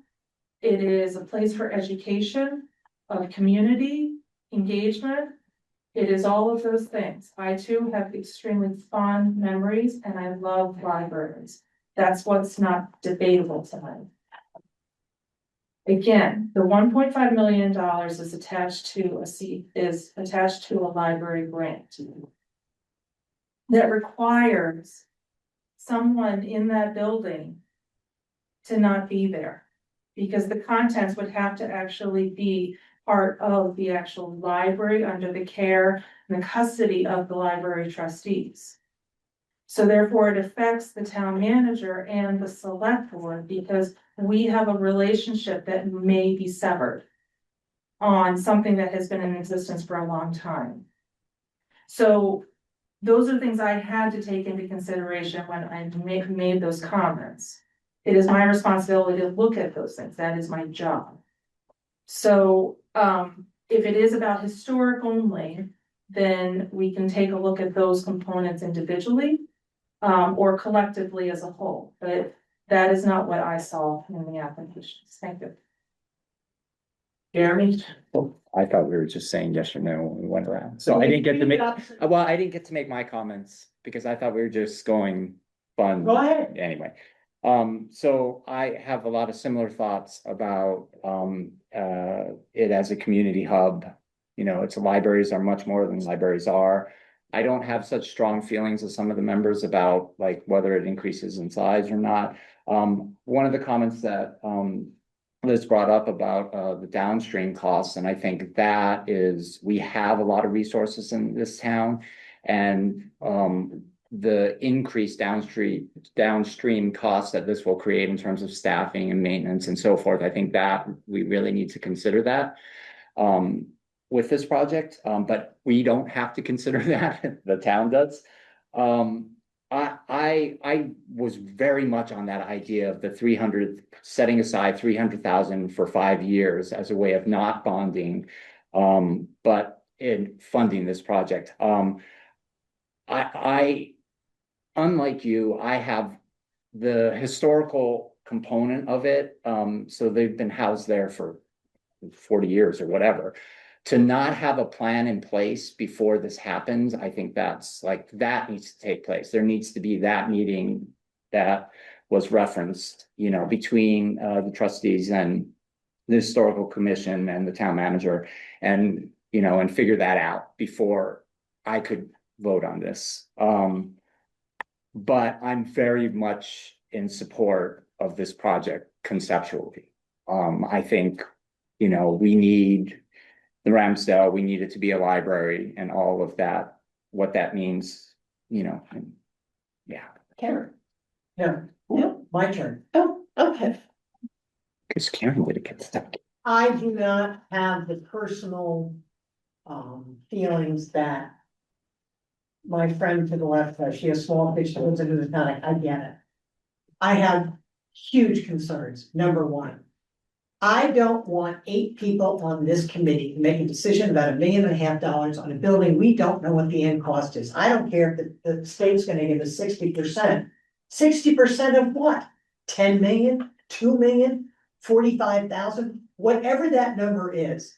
Before I ever could make a decision about something like that, I need to see a drawing or a concept. The other thing that bothers me about a lot of this is there was some design stuff put in, you know, we're gonna have a teen room and we're gonna have this sort of thing. Is why would we design, the whole thing about having a teen room in a library nowadays is just puts me off the edge. Or what if we wanna use the room for old people in quilting? You know, I don't wanna be locked into something like that. The other thing is, in the Commonwealth of Massachusetts, there are approximately 5 towns under the population of 10,000 that have 2 libraries. 4 are privately funded. And our costs Great Barrington's cost, and I went to the library and talked to the library commission, is twice what it is to run any other library. My concern is Housatonic's only open 24 hours a week. Okay, what happens when you have this new building and new staffing and all the accessories and the furnishings and all that other stuff, which is not part of it? I could be convinced to do this, but I would need a much better plan knowing forward and having some thought of how you're gonna do the downstream cost. It may not be our worry, but it's something as a taxpayer that I actually can ask that question and say, so how much is the library budget gonna increase each year? I don't know, but I think there's a lot of other considerations. I think parking is part of it, doubling the size of the building because that's what you have to do in order to get the grant. I realize there are a lot of times that grants and money is given from the state, but there's a quid pro quo. It's like you gotta do something in order to get that. So I would vote no on this, no funding at all until we get more details straightened out. And the other thing is, I think it's imperative that the town historical, Josh came and asked 400,000. We had a long talk and he's like, no, no, we'll do 50. We need to get a pro to assess. Well, let's get the pro to assess not only the town's issues with archives, but the historical archives. Let's get that, if we're gonna do it, let's put it all in one smart climate controlled space. And if that's something we could do as CPA, now that would make some sense to me. But we're not at that point, and I'm not willing to isolate $300,000 a year for 5 years. There's a lot of stuff coming up. I get it. I understand your feelings as a mom and with your kids, and I understand the whole community hub. And I know Alice Bubrisky is gonna visit me in my room tonight when I'm trying to sleep. She's looking like, You shouldn't have said anything. but I truly believe that sometimes it takes a lot of time and a lot of sweat and a lot of effort. And this does not take away any of the efforts of the library commissioner. Also, we gotta have a bottom number here, boys and girls. Come on. Yeah, well, so it's Christmas. Martha and then Steve and then Kate. Go ahead. It's my understanding that we won't know until fall whether this construction grant is granted. And at that time, the town will have to vote on whether they approve the amount for the construction. So between now and then, they don't need 1.5 million. We could do that in the fall next year. We could also bond it. Well, yeah, but it's not needed at this time. And what it would do is tie up the funds. Okay, Steve? So this may go against what Martha said, but one of the things we could do, Kate's point that we put aside 300,000 until we get more information, is I'm not sure I'm for putting aside for Ramsdale, but we have $1 million tonight. What if we only spend 700,000 and say, when you get more information, come back to us? And if then that information is what we like, let's say the building, because the building is gonna double in size. If I can be convinced that the cost isn't overwhelming to the taxpayers, then great. But just, I don't know now, they're just not there. So if we only said, okay, we're gonna start with the baseline of 700,000 tonight, not $1 million. And that 300 will be for future projects. And Ramsdale's, it's gonna be on that list. Well, I think that I understand that, and I think that may be it. I would be glad to not spend all of it, but I'm not gonna say that 300 is going to Ramsdale. I would say it for future projects. If the merit and the questions are answered and the town manager and all the people involved can come up with a plan, okay, then we'll consider it at that point. But I'm not willing to make that decision now. I understand what you're saying about totals and all that. Kate? So I hear what everyone is saying about feeling like they have applied prematurely. However, our meeting schedule is such that they either could apply this year a little prematurely or next year too late. So given those two options, I think they made the appropriate choice to apply with the information that was available to them at the time. I also want to and I'm wondering if we could invite maybe Pam to come up, and I'm looking at page 28 of the appendix, which is the cost estimate for the historic preservation and accessibility scope. So documents aside, and if the documents belong to the historical commission, they're welcome to apply for funding to deal with them. But the historical preservation aspect of this application in front of us, I believe, is for the items listed on that aspect. Would you come remind us what that is? Before you do that, here's the other problem with this. Is why would you isolate funds to historically preserve a building that you don't know if you're gonna be able to have the building built or redone? It's sort of like building the third floor, but you're not sure where the basement and the first floor are. That's the other thing that's got me, and I don't know. So, just to be really clear, they have been awarded an NDLC construction grant. The only. No, they Go ahead. have not on the wait list. They're first on the wait list. I believe the only it's not a question of whether they will or will not get the money. The question of, is it this year or next year? When, right? So can we all understand that? They are winners of a grant. The only question is whether it starts very quickly, which would not leave time for next year's CPC application process, or whether it begins a little bit after that, leaving very little time to secure the funding. So, and just if we're not getting there yet, but the cost estimate adjusted for several years from now prices is 1.944 million, just for the historical preservation of the building. I'm not suggesting that we do a piecemeal. We all understand that that cannot be done, but the CPC is not being asked to consider funding anything except the historical aspect of the building, which is bringing some things up to code and accessibility and preserving crumbling features. So I do think that it's a town-owned project. The work that's being funded by CPC funds would be to preserve historic buildings and to make them accessible. So to me, it seems like this is a project that fits our priorities very nicely. And I. One more comment. Well, Martha, Steve, Rich, Jeremy. Okay, it's my understanding that if we're approved for construction, there has to be a town meeting with a vote to authorize that. At the same time we do that, we could authorize CPA funds at the same time because we know what it is. If we have them in the pocket. What? If we have the fund in our pocket. Hey, Chris, would we have funds in the? Hey, Chris. Hey, Chris. If we vote tonight, We don't have to vote tonight. If we just can don't- vote before that meeting and. So we'd already have next year's funds, right? When do we? No. If we're voting in the fall. Great, take a deep breath.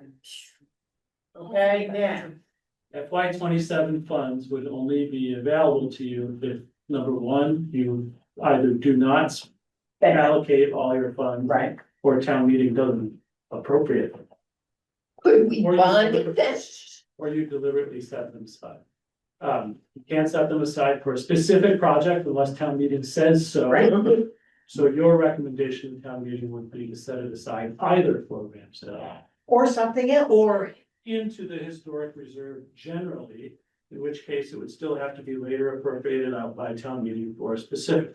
Okay. Is everybody, wait, I just wanna make sure we're gonna go through this, everything we learned in kindergarten. Is everybody clear on what Mr. Rembold just said? No, I have a And question that about meets that. with my suggestion.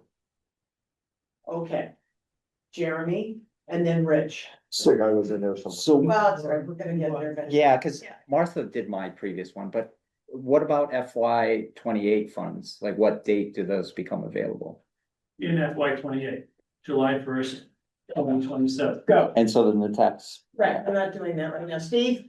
So I wanna be clear that when I say that it's premature, if I was the building committee and the library trustees, I'd be before us too, to try to do this. Absolutely. But it's our job to be gatekeeper. And I don't wanna turn it down tonight. I just wanna make sure we have funds available in case more information comes or when more information comes.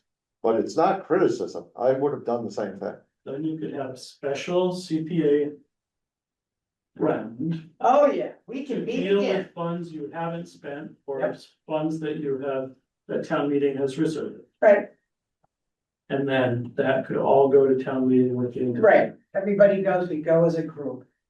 Rich? So my overall impression is the only way we will fund this through CPA is through a bond over a number of years. Not Yeah. necessarily. Well, but that's my idea. Okay. If we have a bond, if we approve something and the conditions were very specific. So our condition obviously is that we have to have a final plan. It has to be voted by the town people at annual meeting. And then we could say the condition is that any of these funds will be used for the historical aspect of the final plan. That would be my idea, that we could approve this with those things, conditions, but if we don't have the plan ready and they're not ready at town meeting for that, and it bumps it out, how can we have the town vote on it if we don't have the final plan to vote on? Here's my question. Okay. Let's pretend like you're God. And let's say we reserve the $300,000 and we go to town meeting and town meeting says, we're not gonna pay the 3 million or 5 or whatever, whatever the balance is. That could happen. Am I right? No, I mean, if. No. If we didn't spend the full mill and we have 300 in whatever, if you're bringing this to town meeting to say, well, we've got a final plan, we've got a number, we've got the construction grant, we know what the figure is, we know it's whatever the number is, let's say 5 million for the heck, that's what the town's part will be, and that the state's gonna put in X. But the town as a whole, see, my whole thing with this thing is, I've always wanted the town to say, yes, this is a good idea, we're willing to spend X, as in all, not just who's at time, but all the taxpayers, before we would say, oh, it's okay, we'll leave that money for it. That's where this gets crazy to me. That's why I feel so uncomfortable. But if they don't approve the whole project, and that's a condition of the. Then the money goes funding, back to And then the CPC. funding goes back to us. Okay. anyway. Yeah, the flaw in your idea, Karen, is this. The flaw? Yeah, there's a flaw. So if in fact the project is approved at the town meeting, Correct. the whole Are project. you talking about like this spring's town meeting or like? No, Oh, the whenever. town meeting. Whenever the town meeting, when this is ready to be approved. Yeah. If they ask for, if they ask for the full amount, which they would have to do, and it's approved, why would they need our money? Bingo. So I think applying for our money and having that voted ahead of time makes sense. So they have a budget. And they know, yes, we need the money because we don't have the 1.5 from CPA, or we do. But if they try to, let's say it's a $15 million project. And they asked for 13.5, assuming the CPA was gonna get approved. What if people just don't wanna spend that money on CPA? They can't assume it, so they would have to ask for all 15. It just is awkward to do There's that. a lot of wincing going on here. Well, we should be doing it ahead of time. Our vote should be before the main vote, but none of that money gets released. Let's say we voted on 1.5 million tonight. That money wouldn't get released without 2 votes of a town meeting, one for CPA and one for the project. That's gonna have to happen anyway. But we don't have any of those facts and evidence yet. No, I'm talking about process. I'm not saying we should do that. The process is that it has to have 2 votes. That's what Rich is talking about. Right. And I did draw up a motion that was convoluted and probably wouldn't work. It was very similar to yours, except I And it must included, be very good. yes, it is. But I included in it that there is some resolution of the archive. Flaws with you Also. guys. No, I would Yeah. agree that would be a condition Yeah. as well. Yeah. I think we are in agreement. And so, but the, There's a clam for you two. Yes, Mr. Mercer. I just want to make it clear, I support the Ramsdale Library, I always have. And the commission supports the Ramsdale Library and other historic structures and buildings within the town. This plan just does not seem like it's fully cooked. We've talked about it, and I think this should be coming back in a form that everyone understands. You're seeing everybody's trying to make this work somehow. We keep on coming back to the same thing. You need to have the public support of this. Right. And one way to get public support is to do the fundraising that we had heard about in previous TPA meetings, where the library trustees were gonna go public and try to start raising funds to make the awareness. I think the awareness needs to be out there for the entire public. This, we're in the confines of this room is a very hot button issue, but a lot of people in the public are not really up to speed on it. Nope. And part of that needs to be done in order to get this to go forward. The messaging has not been clear up to this point. It's been very convoluted within these meetings that we've had because there's just too many complex details. So it's just not quite ready to go. But I think there is public support out there. It just has to be boiled down so people can understand what they're going after. I mean, it's too convoluted the way it is. And I don't think there's enough support for it. Okay, I'm gonna give you one more shot, go. Well, I'm just summarizing kind of what everyone has said all along, which is that an option that exists for us is to at very least allocate up to 700,000 tonight. And if we don't allocate 300,000, nothing happens to it. We can't, I believe, like, if we're just. Right. It's not going to anybody. It's not going anywhere. It's gonna sit there. Doesn't disappear. It doesn't disappear. It Right. doesn't get, we don't get compelled to do anything with it at town meeting. At this current next town meeting, it just sits. And in the intervening time, we get all of these questions answered. I just, like, these are not unknowables. You just have a timeline that's coming soon. I don't wanna start with the whole diatribe, because it's gonna, It's just all. I get it. Questions are soon to be answered. Well, that's the whole Yes. thing. If So we can go through the process and allocate $647,000 and there's that left over, I think the people sitting in this room are very aware of where their shortcomings are and what they need to do in order to come before us. Jeremy, you got one shot. So with what Steve's saying about, when it comes to a town vote, either voting for the whole project or the whole project minus 1.5, if we don't have the 1.5 million in our account, then we're gonna have to bond it. So the whole, no, yes, in terms of what Steve's saying, yes. Because we can't commit future town meetings to that 300,000. And so the town meeting would have to, no, you can't.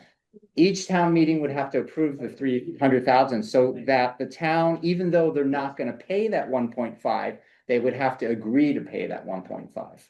Yeah, it would have to be bonded, that's. And so the only way to yeah. do that one is to bond it. Okay, so now that we have hashed this beyond reproach, I'd like to go back, because we don't have a decision on this right now. What we do have is the cloud hanging over saying, just allocate 700,000. Second. No, but I don't agree with it. I disagree with it, but that's a. Like a motion. So I'm one of 8, doesn't make a difference whether I agree with it. Now we need to go through the process of what we had consensus on. I'd like to start with those. And at least get something done. No. Go ahead. I just have one question for clarification, whether it can come from the board here or from someone from the library. Regarding when this grant was applied for, there was a community outreach and there are different provisions that were put out there that were packaged into this deal. In the historic preservation of, the historic archives of the town have been excluded from the library. There's no place for them in the new library. Wait, can I? And it cannot be modified. They're town archives. There's 2 things we're dealing with here. We've got the Josh Risen historic documents and deeds and wedding and marriage. And then we have the historic commission The documents. stuff that is upstairs at the Ramsdale, who owns that? Okay, there's 2, can I just answer that? Sure. There's 2, one is the town owns part of it, and the Barrington Historical Society owns the other part. Okay, so Why is the library responsible for babysitting your papers? Thank you. Thank you. Why? And show. So let me just ask this, Kate, and you take this with all due respect. So you want all the archives, important historical documents of the town, just to be thrown out of the town? Okay, but that's what you just said. I did not say that. I said, why is the library being tasked with planning for and budgeting for the care of those documents that do not belong to them? They're not looking for that. They're looking for the space to remain available. It's to the town. But the town. Why would it? And then they take the boys and girls from it, you do it. Stop. I'm gonna give you 1 minute, and if you make one more remark like that, I'll ask you to leave. Go ahead. There's been a lot of passion. Sharon Shalo, Thrushwood Lane, Chair of the Library Trustees. There's a lot of misinformation, which is all that I was trying to dispel. In September of 2014, the library trustees voted to allow those historical documents. At the time, they were in cabinets out on the side of the room, allow them to remain in the library until funding was secured to renovate the library. That would, and for however many years, this has been off-site, out of sight, out of mind storage. We aren't, and the library is not designated as the archivist of the town. That's just. Okay, but you voted in 2014 that you would hold those documents. Until funding was found to renovate Ramsdale. Okay, That's all. all right, that's. And I have more information, which I will send to you and Chris to be distributed, but That would be there is a helpful. lot of good information that's not. It's not coming, it should have come when we needed it. Well, Two questions. What happens to the archives if this is approved? Where do they go? Where do they come down to town hall? Where do they go? Can I answer? I had a meeting with Malcolm Fick over the summer. I offered to take him on a tour of the bunker that the 5 colleges libraries use in the Amherst Northampton area. He and I talked about the advisability of a climate controlled storage place for a lot of town records. That it's, I mean, those records are really under threat up there in that attic. And apparently the Historic Commission never took up the offer. I was all in. I am an archives nerd. And I was all in on helping, and Thank you so much. So, anyway. I like your input, but I also, we have a global. Right, I'm gonna Yeah. send you a full document. That's good. Okay. Madam Chairman, again, I'm not getting the answer that what's gonna happen to those archives? Where do they go? Okay. so And that's really, and just to make it clear, that is where the historical commission has an issue. They're saying you need to get everything out of there. Does it come back down to the town hall? Does it fit in the selectmen's room here? Realize that's a problem, right, ladies, you got that? Okay, that's an issue. Steve? This and is, then you. this is a town building. And I would agree that it's not just the library's problem. Correct. I think that it needs to be, I think as part of this, as a parallel track, the town manager and a group of people with the library trustees need to figure out where this is going. Chris and I had very, very short in the hall, walk by each other, talk about CPC funding being used at some point to build something to put the archives in, maybe on the grounds of the Historical Society, because we don't have a lot of extra grounds here, but I think parallel that it would be important to make sure we have a place to put these archives.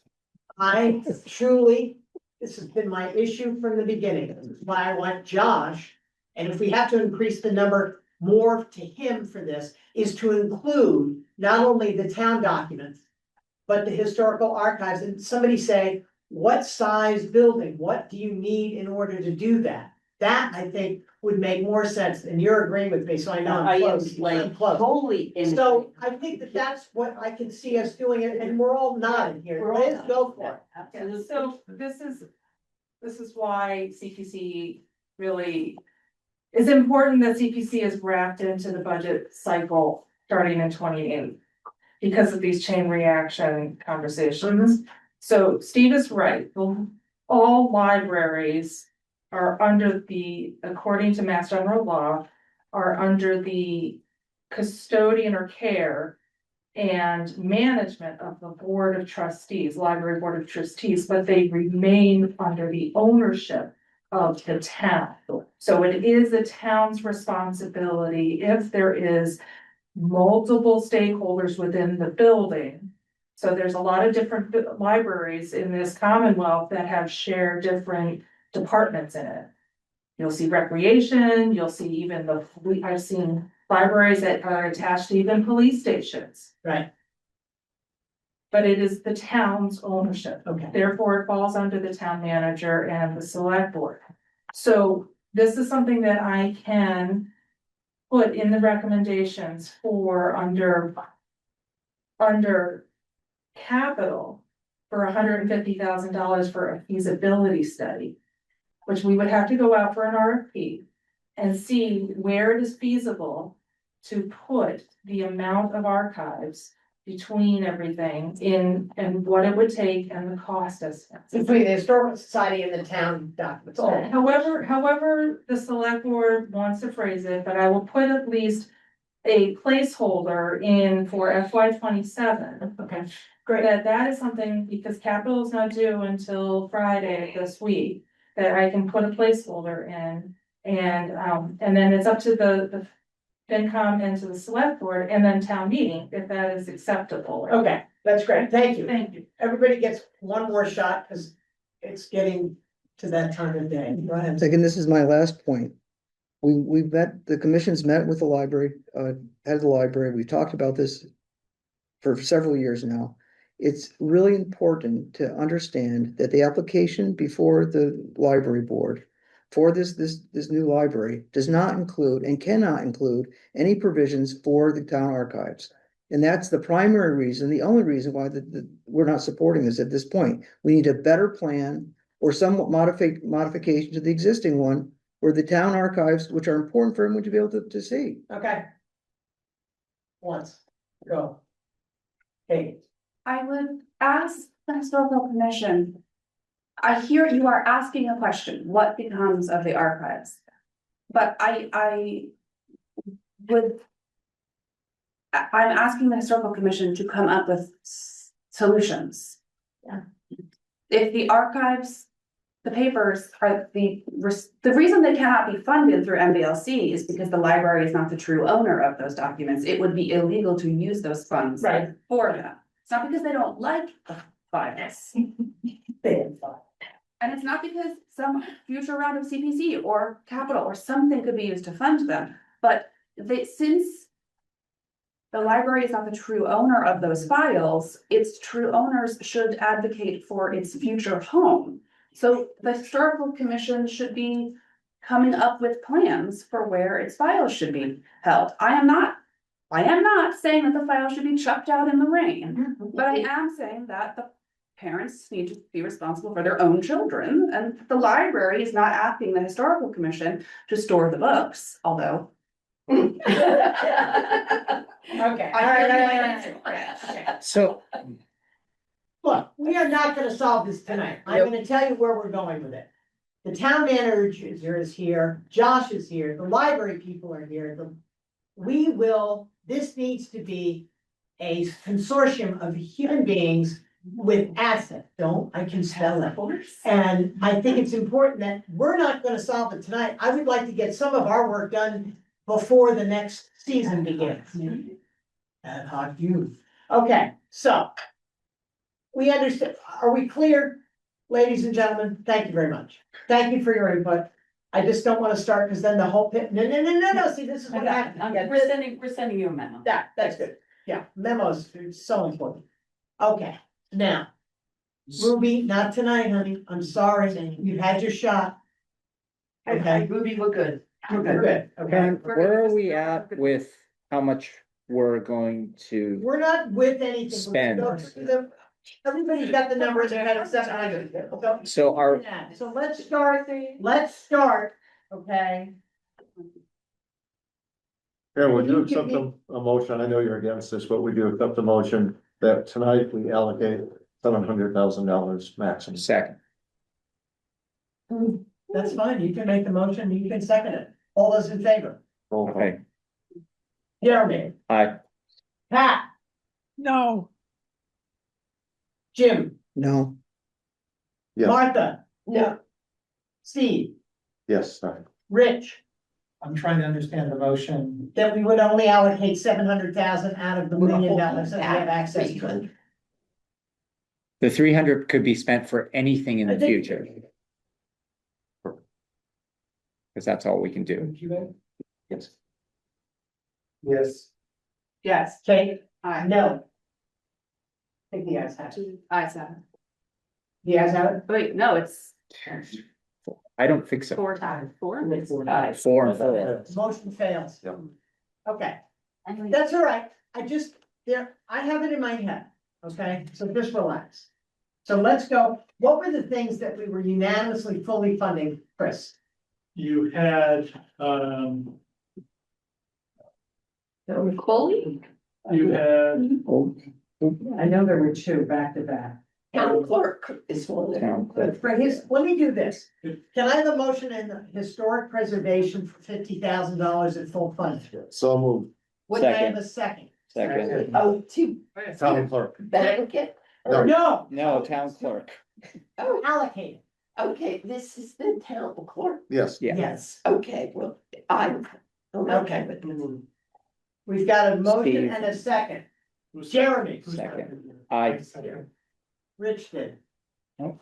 We're voting on this, the $50,000 for the town clerk to get the assessment done on what we're supposed to do with the archival files for the town records. Jeremy. Aye. Jim, aye. Steve, Aye. Martha, Aye. Rich, Aye. Kate, Aye. Karen, I, Pat. aye. Carol. May I? James Bailey. I know, darling, All right, thank you. but no. No, It's listen not to time me. for citizen speak. I No. apologize.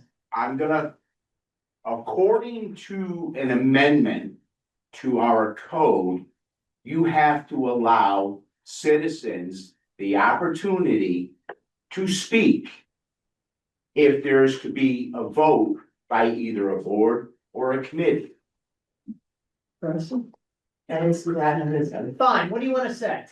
I'm not ready to speak yet, but I will be. Thank you. Goody. Okay, so what was the next one, Chris? So we've now allocated $50,000, okay? old minutes. Old maids, okay, and that's the number of 50. I'll take a motion, So moved. Second. okay. Pat, 50,000 for old maids. Aye. Jeremy. Did you say aye? Aye. Jim, Aye. Steve, Aye. Martha, Aye. Rich, Aye. Kate, Aye. Karen, aye, unanimous. Okay, great. Others, the playground at Babrisky was ranked highly, not everybody full, and the shade structures ranked highly. All right, let's do the Babrisky first. What's the total number at The Babrisky? Unitarian also Okay, pretty close to full. okay, so let's go to the playground improvements at Babrisky. What's the number on that? 165. 165. Jeremy, what are you thinking about on this? I was thinking about not fully funding this, but, Okay, give me a number. um. What was my number? Somebody else. Tim, do you have a number? Half. Yeah, okay. Steve? I don't know how you can not fully fund it. You do half a court. Well, I'm trying to, I think we have to Joe, ask can you Joe. answer a question for me on the Babrisky? The number, the 165. The breakdown on that. I mean, if we're gonna do the hoops, you're gonna redo the hoops, you gotta redo the court and you redo the hoops. It just doesn't make sense.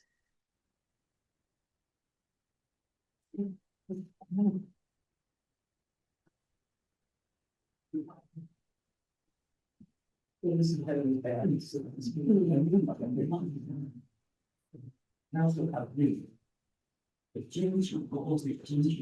question is, can you do some part of? Okay, go ahead. Yes, sir, please, on a partial fund.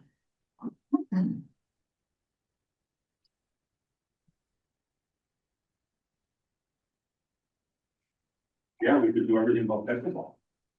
Okay. What would that be? Correct. It's All all right, give me the number, smarty pants.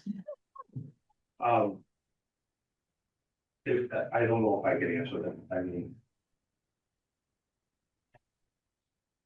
It was an all-in project, right? It was not in, Yeah, it's all encompassing. yeah, that's all my point. I'm not saying you should vote yes or no. I'm just saying to give half. Doesn't do any It good. doesn't do any good. The money will come back to us.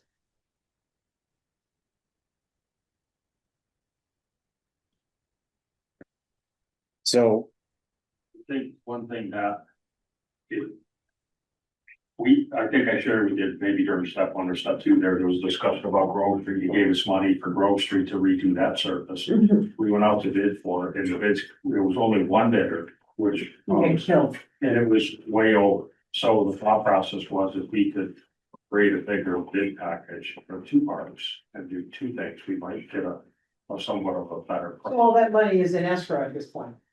It is. At Grove It's Street. unused, and to my knowledge, it hasn't been. Okay. So there could be some savings opportunity there. Doesn't reduce this. so my thinking was funding one of these and not the other, but based on what Joe's saying, I'm flip-flopping I was gonna vote for shade and not for this. But I would vote to fully fund this, The risky part. Yeah. but then I'm gonna vote no on the shading, even though. We can do that another time. Go ahead. Jim, what do you think?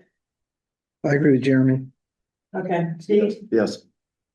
can I have a Oh, motion? wait, Can you rescind? a motion to fully You fund. gotta rescind first. Oh, I don't think we made a motion, Okay, good. so motion to fully fund Risky part, do we have a second? the part. Second, Great. And just so we're clear, that's 65. 165? Yeah, Yes. okay. Pat, Aye. Jeremy, Aye. Jim, Aye. Steve, Aye. Martha, Aye. Rich, aye. Kate, Aye. Karen, aye. Okay, 165 plus 50. Next, Should say. shade sales. Make a motion, Jeremy. Well, I already said so I can't Make the make, Make a motion. make the motion. Oh, my motion is to pass on this one, to not fund Make a it, motion, not to not fund, Yeah, go ahead. Well, somebody could make a motion to fund. to fund. Yeah. Yeah, that's why I was, Fund the shade sales project. We have a second. Motion dies, no second. so motion to not fund the shade sales. We have a second. Great. The motion is not to fund the shade sale. We usually do go in the positive, you're right. But it's one of those things. Pat? This is a negative Aye. vote. That's right. Jeremy, All right, Jim, Aye. Steve, No. Martha. Rich, Aye. Kate. No. It's a no. I It's do a not. reverse find it- motion, that's why Yes. it's screwing. Correct. I want shade sales? Yes, you vote You no. say no. No. Yes, so what is that, 662? 6-2. so we're not doing the shade sales, okay? Let's just take it one step at a time. Unitary, Make a motion to fully fund the Unitarian. Second, Bill, you do such a good job every year. I just love that you sit there quietly and not give me any stuff. Pat? Do we have a second? Yes, Okay.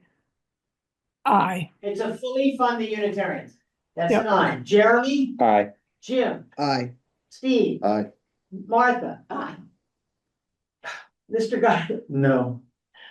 Kate, Aye. Karen, yes. Okay, so we've now funded 3 projects. We have a running total, somebody please? I have 4 projects. Four projects. Total is $302,000, remaining $698,000. Okay. Unless we're doing my count and your count, I think. Okay, now. Go ahead. We do have an obligation to fund a certain a base percentage in each category. So we've done some in open space, we've done some historical.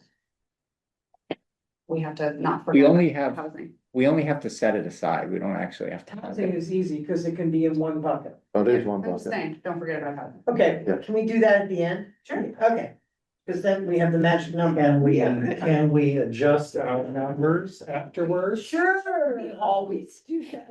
Yeah, listen, if we wanna stay here all night, we can. No, I just, Okay, you know. so the Unitarian number is $37,000, am I correct? Correct. That's right. There's some. With the use. Stop. Jeremy, how do you vote? Oh, we did. We that. did vote. We did My that. mistake. Lord Dubois Freedom Center, that's the one, that's right. Du Bois. The boys. Dubois. En anglais. Go back to that one, that's right. I got one, the 1100 Main Street restoration. Oh, no, I'd make a motion for no funding. Second,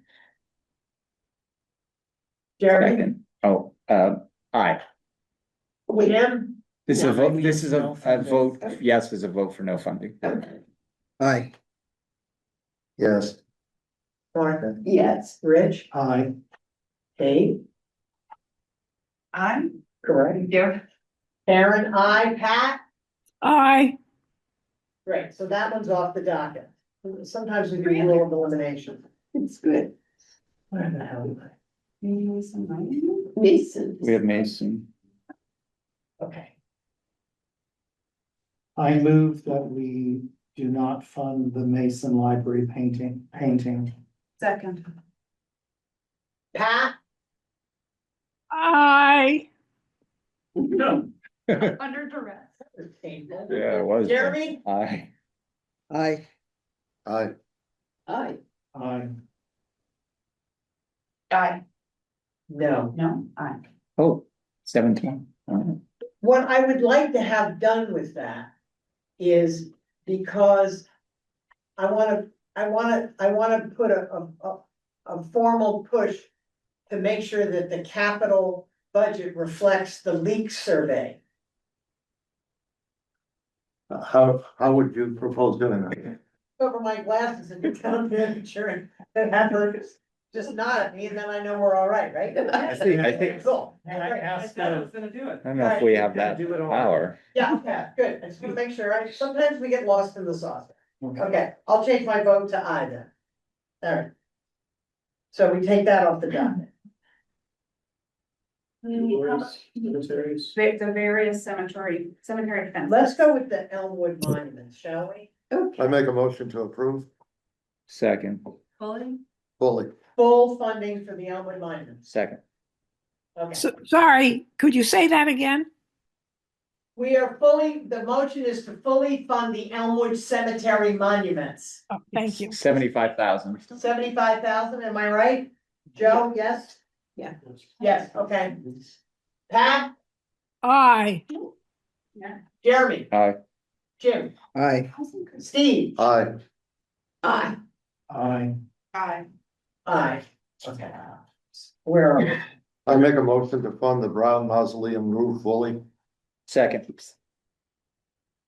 That's 65,000? No, it's 91. 91. 91. Well, would just, if we had a total, that would be helpful. I didn't, Well, before it's 377. No, you're way off. How come she said 40 something? the current, Stop. 2, 3, first go ahead. where's 532? current allocation is 377. How much do you say? 377. 377 is the total element. And this is 91, right? Yes. Jerry, Aye. Jim, Aye. Steve, Yes. Martha, Yes. Rich, Aye. Kate, No. Karen, yes. Did Aye. Pat? Yeah, she knows to pipe in. Darren, yes, Pat. Right, so it's 377 plus 91, 468. 468. There. Various other cemetery fences. Yeah, the cemetery fences and gates at Water Street, Mahawi. I move that we do not fund the cemetery fences and gates at Water Street in the Haven. Second, Pat, No. it's a negative. Okay, Jeremy, aye. Jim, Aye. Steve, No. Martha. Aye. Rich, Aye. Kate, Hi. Karen, aye. So that motion is, the motion is approved that it's not being funded. So what's left? 468, let's see, so we have Du Bois, Affordable housing. affordable housing, Du Bois and Ramsdale. Let's do Du Bois. Can I have a moment, please, a minute? Amen.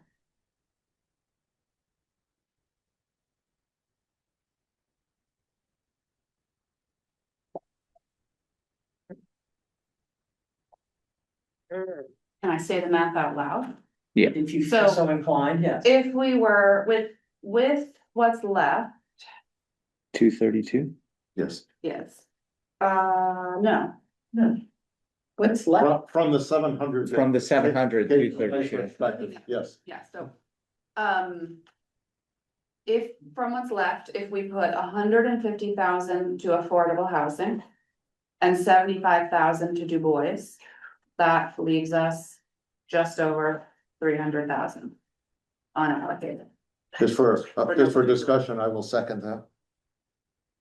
Well, I think we already had a motion on setting aside 300,000 and it was Yeah. not passed. It was not passed as a specific action, but if we were just It was tied, which means. sort of it vague failed. about it. It was a point, it's a point of reference for everybody. We are not wed to that. People can vote any way they want, and we will not vote things in collect, we will go one at a time. So give me a number on something. Well, I feel strongly that we have been moving towards funding the Affordable Housing Trust. We funded it at a level that I thought was appropriate last year, Which was, 375. I would reluctantly go down as far as 300. But I think that it's important for us to continue to keep that goal in mind if we want this large and vague and ever present issue to have funding. comments?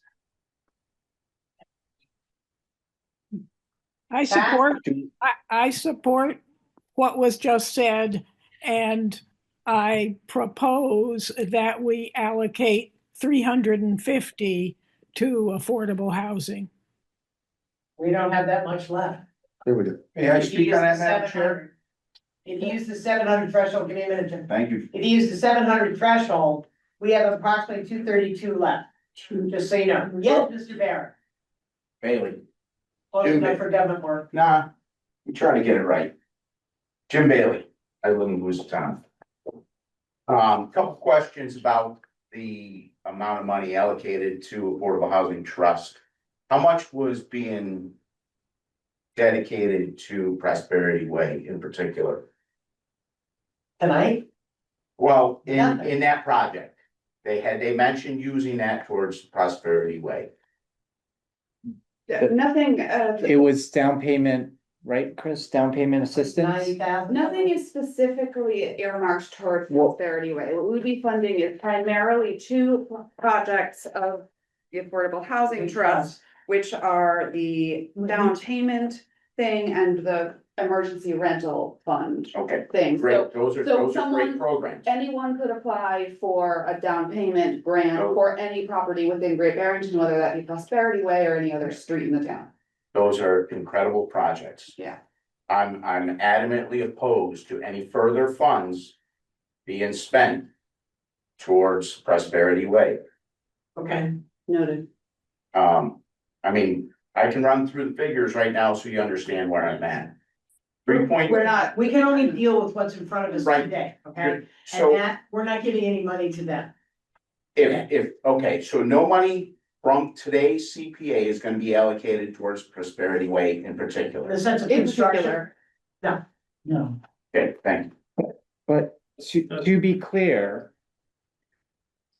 The answer was funds can be spent yeah, for any property in For- town. for any of Various the, yeah. no, any- yeah. specifically to Prosperity Way than to any other street in the town. That's different than no. But We it's said not in different, but it's particular. different than no, yeah. We said not in If particular. somebody wanted If- help with the down payment, on, Main Street. No, Main no, Street, I, that's fine. that is. But somebody may apply for a down payment Oh, with yeah. Prosperity Way, I don't know. I don't have a problem with that at all. Okay. Maybe it's one of those firefighters or policemen or, you know, the nurse. The trust does not have in its application a specific line to fund. That was my question. That. Yeah, because I recall the state just awarded a $500,000 grant specifically for that project, correct? Correct. Yep. Thank you. Where were we? Think there may be. We were given a number for affordable housing. Between 300 and 350. There is another. hand. So, No, there is not. There was an end. If you assign that, okay, based on this whole 700 you had, it shoots that out the window and leaves the block, the boys with nothing, the casino. I mean, Amanda Tim Payne, would you like to talk? Yes. Can you hear me? Yeah. Great. Thank you all. I apologize. I was not at the start of the meeting. You are correct that there is nothing in our application specifically requesting funds for Prosperity Way. I do want to be upfront with, we've had multiple conversations in this meeting space about prioritizing down payment assistant loans for Prosperity Way houses as they go in, and making sure that the trust is planning for that in each year of budgeting. So I think you all covered that clearly. And I think what I heard from Jim was that he understood that the application includes funds that could be used for down payment loan assistance for Prosperity Way houses. But not construction or acquisition of anything else. I That's what you were appreciate that. concerned Thank you. about, right, Jim? Yes, Okay. thank you. Okay, so. We have a motion on the floor. Yeah, well, we're gonna take. yeah. I think my motion was for 300,000. Did I make a formal motion? I don't think you did, but. I was just talking about it. I was just talking about a figure. Pat supported the idea and made the motion. I don't think it was seconded. Second, Wait, what was the amount? it was 300,000? Chris? 350, Pat. Oh, 350? I'm sorry. I withdraw my second.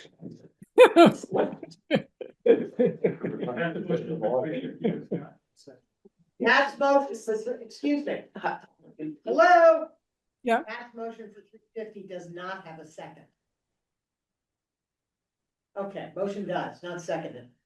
I'd Come up like with to make another. a motion for 300,000 to the Affordable Housing Trust Fund. Second, Okay, let's vote on that. I'd like a number of what's left if we allocate. Then if you allocate 300,000. We go over. 232. 232. unless we go back and adjust anything else. Yes, out of the million, Out of the billion. The million, okay. which is the correct way of looking at it, because we voted no on the. Okay, all right, go ahead. May we take a vote on this or Do we have need any more? discussion? No, go ahead, we can, go ahead, Jeremy, vote. Aye. Jim, Aye. Steve, No, Martha, No, Rich, Aye. Kate, No. Karen, no. Pat, Aye. So 4-4. the motion's defeated. I make a motion to fund the Affordable Housing Task Force at 200,000. second,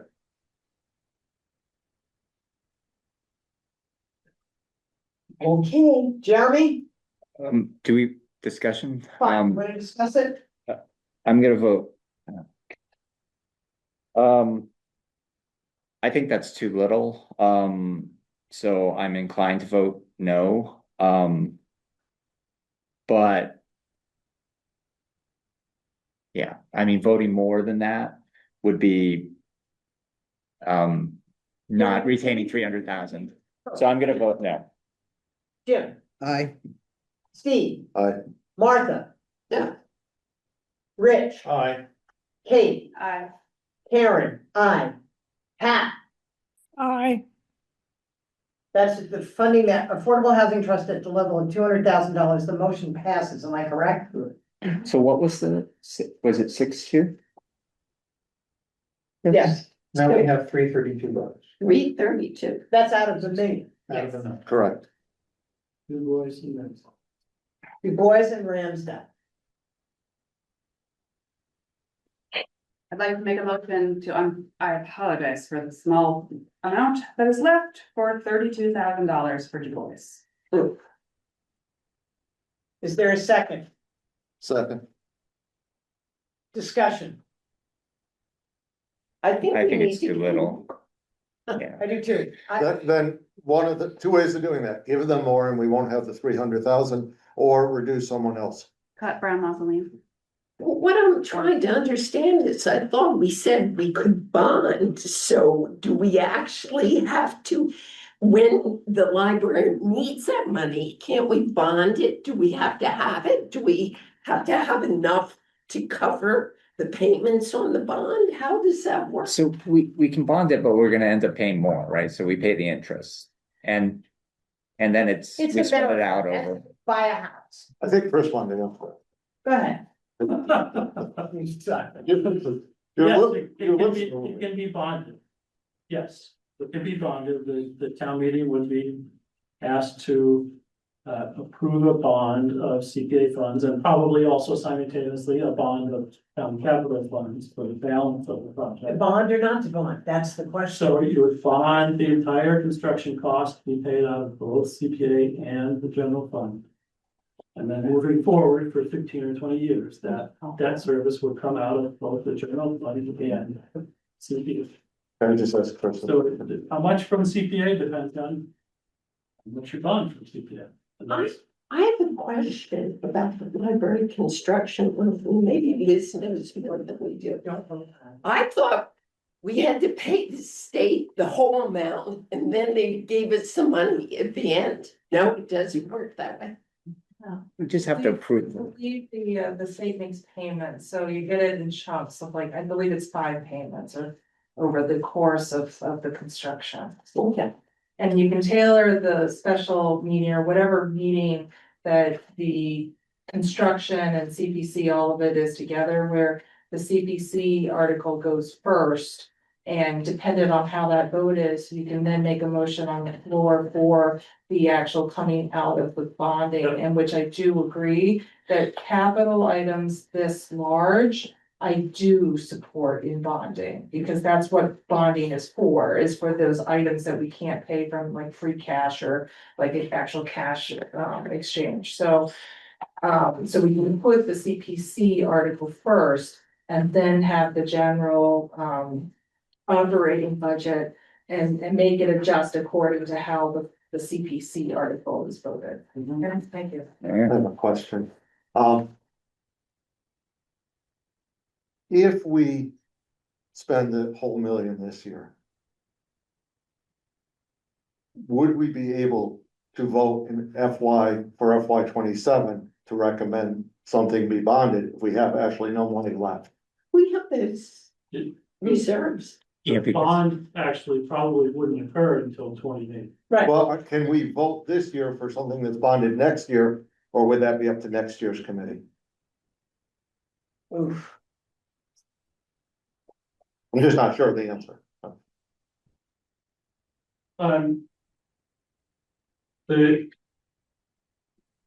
Are you anticipating no other CPA round before, let's say, a fall town meeting? So what I'm saying is if we spend 900,950 tonight, so we ultimately have very little to no money left. Could we still meet, let's say, in January of next year? For money to be allocated at a town meeting in February, because let's say the Ramsdale building project is ready. And start borrowing in FY 28. We could do that. The town meeting vote would be for FY 28, to obligate FY 28 funds. So encumbering 300,000 is not necessary for us to still vote on it. If we're bonding. Correct. There would be a mechanism, let me see if I can state this after listening to it. There would be a mechanism available to us to encumber funds down the line in order to help the library if everything fell into place. Am I right? That's all I wanted to. Yeah. I just wanna make sure, I don't wanna put us in a position where we can't vote until the following year. I understand. Steve wants to make sure we have that first payment, right? No, I don't care if we No. have the first question. I think, did you wanna ask Liz if that's viable? Look at her, she's got more experience than I do. Then I left her. I'm asking. Come in church, back and forth. It depends entirely on when the construction grant is needed and when NBLC says the funds have to be. Be available. Yeah. And that's factors we don't know yet. Yeah, So- there's a lot of factors, as you know, Steve, there could be turnbacks that we could incorporate into the actual balance of CPC. We can look at previous appropriations that are kind of sitting and haven't been closed out, so we can get a better sense of it. And then be able to plan for 28 with the reoccurring payments that are gonna be bonded, so. Yeah, we can do it at really any time, whether it be a special, whether it be, in timing it appropriate. Okay, I just don't want to shut out Ramsdale this year. If necessary. Yeah, we wanna keep, And there might be side note, there may be also accessibility options, green communities options. With procurement as well, that we can have some cost savings that we can find in our research and preparing for what actually is going to be built. Right. Okay, so. Okay. Okay, thank you. Go ahead, Kate. So I think Chris, you had at one point a rough estimate of if we were to bond 1.5 million, what our yearly obligation would be. It depends on the interest rate of the term. So the term is variable. 20 years at 5%, 120,000 a year. For 1.5 million. Ish, So that's, yeah, I mean, that is there's a lot of different ways to construct it, but that's the doable. ballpark. At So what's our receipt each year for CPA funds from the town? Like approximately? About 650 plus And what is Memorial? conservative 50. estimate. 50? Memorial's gonna go down over the years. Right, Okay. it's gonna. So we have 600-ish that we're able to bond? Meaning, No, because that would cut out everything that ever is asked for or anything well, else. no, that's just the town side, so we'd still have the state side. But Depending on, when we started out, there were years we got 100% match, and now we're getting down to like the 18. yeah, I know, it's a, yeah. Yes, Boston went to Springfield, all said, oh, let's get in on this part. So I just want to be clear that one idea had been not spending $300,000 Right, so that if on a rainy day, a shovel-ready project appeared, we could, in a coordinated way at one big town meeting, I'll move forward. It sounds like if we were to fund through a different mechanism, through a bonding process, right. we would not need to keep the 300,000. I'm arriving at this conclusion as I'm saying, we would not. You and I are thinking like, We would that's why I asked. the need to questions. You're gonna need to $300 isolate in a the rainy day. $300,000. But we are all committing to hearing out the bond process, and does that meet the needs of the MBLC if you get a phone call tomorrow that you're off the wait list? Probably not. And Chris, So can I just add Actually- one extra sort of point to that, which is. Hear me out. Let's say it's a fall town meeting where the library has their full presentation to make to the whole town, but before them, CPC has a vote, If it turns out at that meeting, we are prepared to bond. We could, since we're having a town meeting, distribute $300,000 to worthy applicants. If we didn't spend it tonight, you're If saying, we can spend it tonight, that's correct. it's not going anywhere. Yeah. But the question then, Take your hand out. right, but the question is tonight, are there enough worthy applicants here to spend the money? Yeah. It doesn't affect Ramsdale at all, but if, for any year, if we don't think there are enough worthy applicants, we don't have to spend the money. Correct. Yeah. Correct. So there's no different than But the any other. problem is with that theory, boys and girls, there are worthy applicants every year. Yes, there are. Hello. Chris, I have a question too about So the that. question is now, based on what's left, based on the 700 capital or the million capital is, we have three projects left, Dubois, Ramsdale, and the Affordable Housing Trust. Am I correct? Yes. We've already done the trust. Trust, we did that. Well, Well, we could change we it. can revisit the trust and we can increase the amount. If We've got 200,000 for the trust. we have 200,000 that we've, We did a hundred. Thought it was 3. Okay, so that's still makes our. You want a review of what's. It would be nice so to far? have some Okay. clear Chris, if numbers you could on do that. that, please. What are you asking? We'd like to hear approval of review of what has been approved this evening, sir. 200,000 affordable housing trust. 50,000 old maids, 165 playground this time. 0 shade stays. 37,000 Unitarian church. 0 1100 Main Street. 50,000 town clerk, town records. 0 Mason Library. 75,000 Elmwood Cemetery monuments. 0 Water Street, Mayway. 91,000 Brown housing. 91? Yes. So, These numbers have changed since the applications. Absolutely. yeah. The step one had one level. Step two came in, there were different numbers. Things changed because of construction and everything else.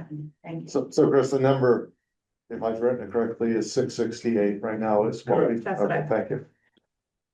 So, hearing what I've heard tonight, and I know you don't want a two-part motion, we'll make one motion at a time. That's right.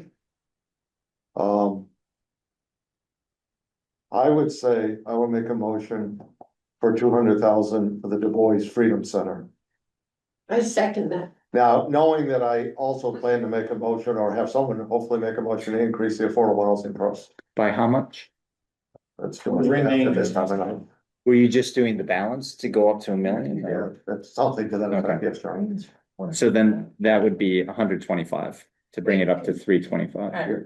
What did you say? Summarize those numbers again? Yeah, I was gonna make a motion to do 200 for the Du Bois Freedom Center and then 125, is that 125. 120? I also would then make a subsequent Oh, motion. actually, there is a little bit more. It could be 132. Now, let's not get carried away. Yeah. I would make it for one, then I would make a motion for an additional 125 for the affordable housing trust. See, Knowing that would not affect. And. if we're just spitballing, Resolution to support the bonding of the library. I know I'll give that. I mean, I would vote for the Ramsdale Library, 1,500,000 if we're doing it as a bond.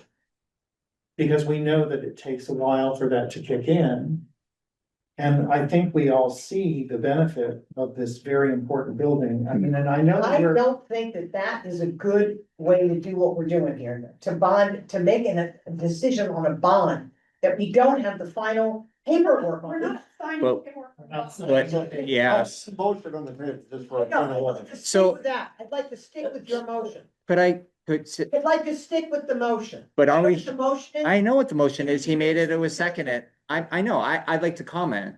Good. So it has, I thought Martha seconded. I did second. Yeah. Yeah, so you Um, made it, Martha seconded, Jeremy, you can comment. So for discussion, the numbers that I was thinking 150 for Du Bois and 175 to increase the trust, or flip-flopping those numbers.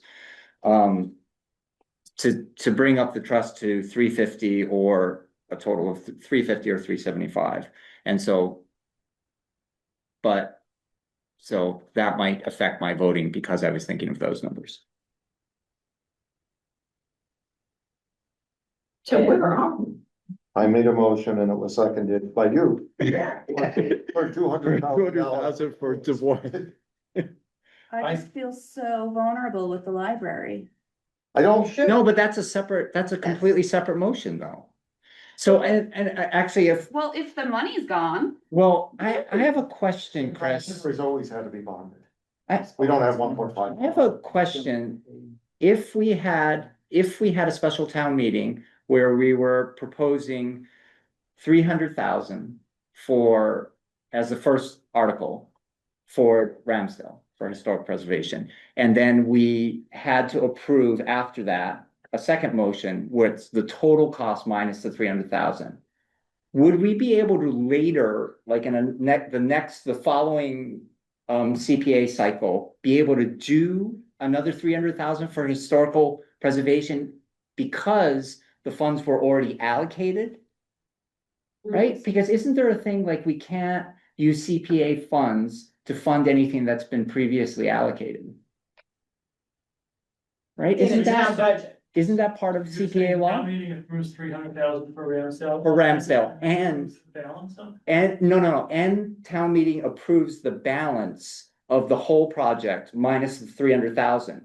So now that whole project is paid for, right? 300 plus Those balance. wouldn't happen at the same meeting. Right, let me- No, they would happen at the same meeting. And so then we can't go back the next year or the next cycle or whatever and Oh, add another 300. add another 300,000 because the project, Like Ramsdale expanded, costs went up, it would be a it new. would have to be a new cost, right?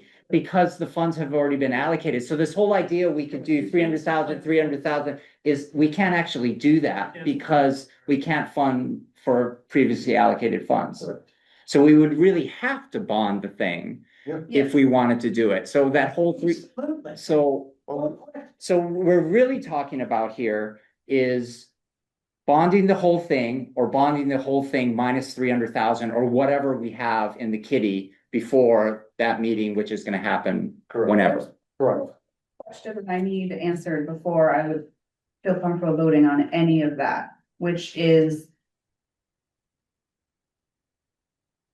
Does the hope that a bonding process would go through satisfy the sort of, like, does MBLC need cash on hand on day one to start the project? I don't want to do something that's going to stop or slow down the process. 1 minute, every what? Ruby? Well, Look at the point. Pointing at the library and stuff, but Do you wanna speak up? No, what I know is that they require, before they'll sign the contract, for us to have dedicated enough money to pay for it, regardless of what they're gonna give us. So we have to have enough to pay for the whole thing, So, regardless. so have dedicated. But I don't know if that's a bond or not. Ruby might know that. but that bond. Well, yeah, it is the bond. Dedicated, but- right? So.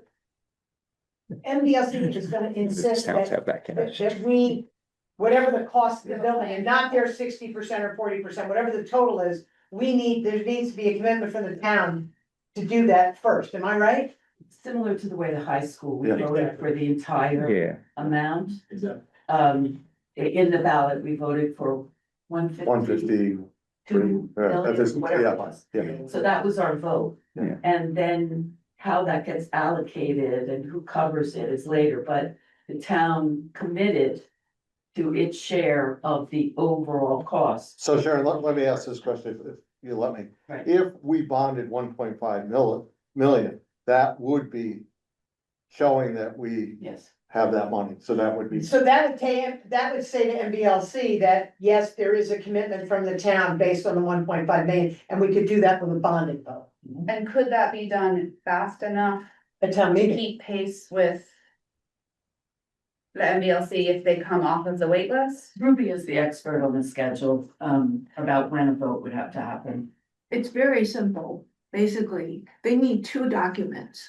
One document is to say that the town voters approve for the total cost of this project to be responsibility of the town. Okay, how you divide it up is not their concern. The concern is that that responsibility is provided by the town. Okay, number two is that you need a second document that says that we will expand the use of the MBLC grant with all its regulations and stipulations. We just need these two documents. And you get enough lead time from congratulations, you're off the wait list to call a town meeting and make all of that happen? I just need you to know that we could get off the wait list as soon as January 26th, when the Freetown votes for the MBLT. And then you community have grant. a period to then send those two documents back to MBLC. They have to finish design, they have to go through full design. Town meeting, so, okay. So it's not gonna be by this town meeting? Months. Before they get. It's still gonna be a special town meeting. Yeah. Go I ahead. have a question about bonding, I'm sorry. Liz or Chris, if the town, I hate that I'm asking this question, if the town as a whole is looking at bonding the whole cost, and CPC is looking at bonding small percentage of that cost, are there any processing fees that are lost or saved by having one bond versus two bonds? It would all be one bond, it would probably be picked up with other town projects as well. Okay, great, so now we're paying It's closing one fees to my bond for son. 10 different projects We totaling. just have our portion of it. I Okay. do every year, the bond is all segregated. It's always one big file of whatever's Thank going you on. all for talking this all through with me. I still listen to you. Question about the bond. Would a bond for a CPA project be segregated kind of like the wastewater bonding thing because it's covered by ratepayers or in this case, a specific bylaw? Most likely the vote at town meeting would be one vote to bond it using funds from general fund and CPA. Right. There'd be one vote identifying the various sources. Okay. From which to When pay you say that. various From which to questions, pay that bond. there's various needs. Is that what you mean? Sorry? No. The various, the two needs, the CPC needs, CPA needs and the general I fund don't needs. I understand. wouldn't call it needs, but I think she's got it wrong. Okay, Two Okay. pots of money. two pots of money. Great. Now that we've got all these questions answered and we're gonna do graduate degrees, and I have a motion for the balance of what we're going There's to. a- We still have a motion What? for 200,000. 200,000 Du Bois. Voice Freedom Center. Okay, let's vote on that. Pat, No, Jeremy, No, Yes. Yes. Yes. Yes. Yes. no.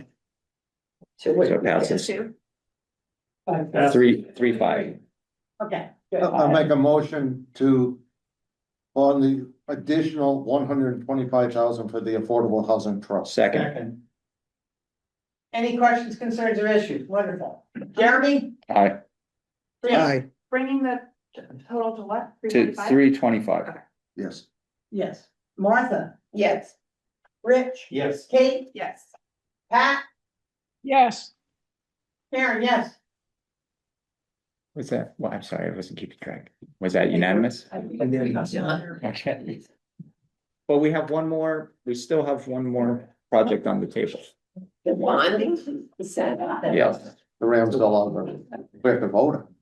We have to vote on it, but also, we had also, well, we have to talk about Ramsdale because we didn't vote that. And there was some discussion earlier that we were gonna, that there was gonna be some things attached to it. One of the things was figuring, We're there yet. Oh, no, we're nowhere close. You should vote on the application. well, then we need to vote on the What you're application. Discussing is bonding it later, not funding it now. So Right. you Yeah. Need a motion to. I'll make a motion to bond the $1.5 million for the Ramsdale Library. Okay. Pat? No, can we have a second in discussion? Sorry, second. So part of. Is there a Are you the second? second? No, I thought Pat did.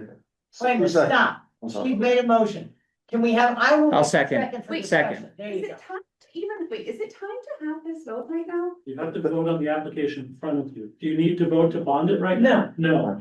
So what am I voting? You're You should just. Will you accept the application of step 2 of the Ramsdale Library? I make a motion I rescind my previous motion and I make a motion to accept the application of the Ramsdale Library. Wait, I have to rescind my second. I rescind my second. So what is your motion again? Second. To accept, Okay, can I ask you a question? Right, so the motion is Yes. that we are accepting the Ramsdale application for consideration. What we're gonna do with it, when we're gonna do with it, and how we're gonna do with it, We don't know yet. Okay, let's just be clear, accepting But what does that can do? also mean voting yes on it. So all it Yeah. means is I would prefer that we just table this to a further meeting. I don't wanna vote no on it. But accepting it, I'm not even sure what that really. I don't know what that means. I don't wanna vote no on it. I wanna table this to a further meeting. Then When- put that motion up. No, there's already a motion. Rescind your motion. Rescind my motion. Well, you gotta Okay, rescind the rescind your second. second. Now, You know, you seconded that It was one. probably a preferential motion, but I Right, have that Michael here. supersedes anything No. else. Go ahead. What's that, Chris? It's probably a preferential motion, but I don't, am I Right, right? it would supersede everything in Robert's rules. Well, there's no discussion on it, I know that. Go I ahead. make a motion to table to a date and time to be determined. Second, Who? The Ramsdale Library, right? Yes, the Rams on. second. Sorry, I forgot where I was. Okay. Any discussion? Absolutely not. That was tabling it with the Do we, understanding that we were going to discuss, okay. No, it's being tabled, period, end of discussion. And they could come back to us with more details and then we will have a meeting. If I was the library Satisfied. people having to want this money, I would have taken everything that was said in this meeting tonight and the memo that was generated by the town manager, and I would start getting a checklist together. That's what I would do. They're very smart people, they will do I'm that. gonna, yes, Jim? I'd also like to mention that the Malcolm Fick, chair of the Historical Commission, sent a letter to the CPC as well. They could consider that. I understand that. Okay, so mentioning it. we are voting to table this motion. Table. Table Ramsdale. Right, okay. Pat, Aye. Jeremy. Aye. Aye. Aye. Aye. Aye. All right. Chris, what's the total? That'd be close to. I think it's 7,000. 993, right? 993. 993? Okay, now. It's $7,000. We've had- Gentlemen, it's time for citizen speak. We have had some. Okay, sorry. Go ahead. Yeah. I would just like to know, is the letter that Malcolm Fick sent and Fick sent and the town manager's memo, the public document? Yes. Yeah. I'm sorry, Eugenie Sills, I'm with the Du Bois Freedom Center, I live in Gannon, New York. And I would like. What was the answer to the? Anything that's discussed at a public meeting is a public document. Right, so. Ask him and he should send it right out to you, okay? No problem. Chris, will that appear on the website? Okay, too many questions at once, slow down. Okay, Yes, we'll get it to you. Yes, we'll get it. great. Anybody else? I think that's another whole question here. Yes, sir. Oh, go ahead, Karen, you're up. Karen Gregory, Hollenbeck. First, a point of, information, I think in 2007, when the Lennox CPC group, wanted to buy the library for $1.5 million. They bonded it over a 15-year period of time and then amortized the future CPA funds over, I can't remember what period of time. 15 years. The second thing is, there's been a lot of talk about, raising funds. I just created the Great Barrington Library Fund, less than a year ago, getting a board together and so forth. It takes a lot of money to launch a capital campaign. I'd like to do it this spring. We didn't have, just like your problems, we didn't have the plan, we didn't have, the architect's, design and so forth, and we're getting closer. But to the degree we can show people the support of the town and others, it would make it easier to run a capital campaign. I have a grant in now to fund the possible capital campaign. I don't know if I've written a lot of grants, so, I don't know when we will get that, but, be sympathetic with the fact that, it takes one to get one, and we're working on it. And we did put in, our goal of $1 million to help defray what the town would have to pay into it. So, it's not that people are sleeping on the job or anything, but everything helps in concert with each other. Thank you. Jim? Thanks. Oh, no, you go ahead because. Oh, yeah. That's, I forgot that you were on. And you're next. I'm still Jim Bailey. I still live in Housatonic. Unlike a lot of people, excuse me. I don't live in a land of unicorns and lollipops. I live in a land where I have to work 65 hours a week. Affordable housing has become very important in this community, as we recognize, as this CPC has recognized throughout the years. I've argued with you over it, right? Yeah. It's important. What I can't understand here, and in many boards, is how ignorant a lot of people in this community can be. You can't preach, we need affordable housing, we need it, and then make the community not affordable. A project like the library, and I live in Housatonic, I love Housatonic, I would love to secede from Great Barrington. But the reality is, if the library can be repaired without the Taj Mahal, let's do that. Let's think about the people who have to work 65 hours a week so their mother can have fuel in their house, so they can pay taxes. This is the reality. The reality is you have to start considering me, people like me. You can't just sit here and vote on a motion and be afraid to say no because, oh my God, I said no to something that isn't popular. Don't be afraid. Stand up for the people in this community who you recognize are in need. Because if it was to me, we'd end CPA funding. I'd reduce it at least to 1%. Because that's a big deal. That's a tank of fuel for a lot of people. That means a lot. Understand how important it is. Every single dollar. It means something. It might not mean something to a lot of you here, but it means something to the working class. Consider that.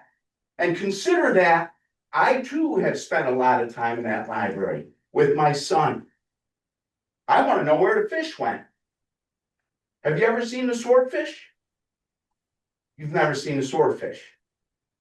I remember swordfish. So don't tell me I don't have an attachment to my community and my library. The reality is I can't afford that library. Don't be afraid to say no for the community. Thank you. Thank you, Jim. Oh, I'm glad I got to go next. Sharon Shalo, Brushwood Lane, Chair of the Board of Library Trustees. I grew up in a working class neighborhood. Thankfully, you know, I came of age at a different time. So let me just say, we fight for bread, right? But we need roses too. I mean, the idea that you can simply build housing and let all public space disintegrate it's just not a community argument. It's not community development. So, but that debate really is not a CPC debate. That really is a town meeting debate when we're gonna have that. But I had to say something because I don't accept it. What I wanna say is, I've lived in Great Barrington since September of 23. I've been chair of the Board of Library Trustees since May of 24. Before that, I lived in Arlington, 35 years in Arlington, Mass. I have never had to chase after correcting misinformation, ever. And that has been my life for the past couple of months. And I apologize. I did get a little vehement, but you all are accepting and you were debating this project based on false information. So I am going to send an explanation with all of the research we did, with the documents we found, to say that, you know, we have tried to be, as I said, I have tried to be a partner in solving what I consider a town problem. I have not seen the historical commission move an inch on all of my offers. I don't think that we have. I don't think that we have the ability to just work this out between us. I like the idea of a broker, like the town manager, bringing us together so that we can solve this. But I just want to say that passions are flying, and when there are questions about things, it would be really great to start with the library director and the chair of the trustees. I'm chair at least till May. I believe the chair should rotate, so I'm gonna try to move to treasurer or something, but I'll be around. Anyway, because I think that we can follow a better process if we acknowledge who to go to ask questions and, yeah. Well, that's all I'm saying is, you can look me up, just put my name together at Gmail, email me anytime, and I'm happy. But I can't follow every agenda and find out who's talking about libraries here or there and race all around and do this. So you gotta come and ask us if you have questions, because really, we don't have a secretary, you know, so, okay, thank you. Thank you, Chair. Michelle the Bear, 70 Division Street. First of all, I think this was a great meeting. And I think the chair did a great job keeping people on point tonight. I think it was a very good meeting. With regard to the RAM stuff, I know there was some tension with the library trustees and this board about speaking and everything, but I was zooming in the last library trustee meeting. Throughout the meeting, I raised my hand because I had information that was never acknowledged. I became so frustrated that I just signed off of it. So I think all boards and committees, and I'm on the finance committee, should be very, very aware of who's participating and who isn't. So I think, and all said and done, tonight, the meeting went very well. Regarding what Mr. Bailey said, he was spot on. My husband and I together make less than some town employees. And I would like to retire. I'm turning 68. We can't afford it. And I've always said this, and if some people would tie to the Ramsdale would listen, if the new school voted yes, there would be an issue with Ramsdale. Why? Because I can only afford so much. I can only afford so much. And I have family in affordable housing. I have family in senior housing.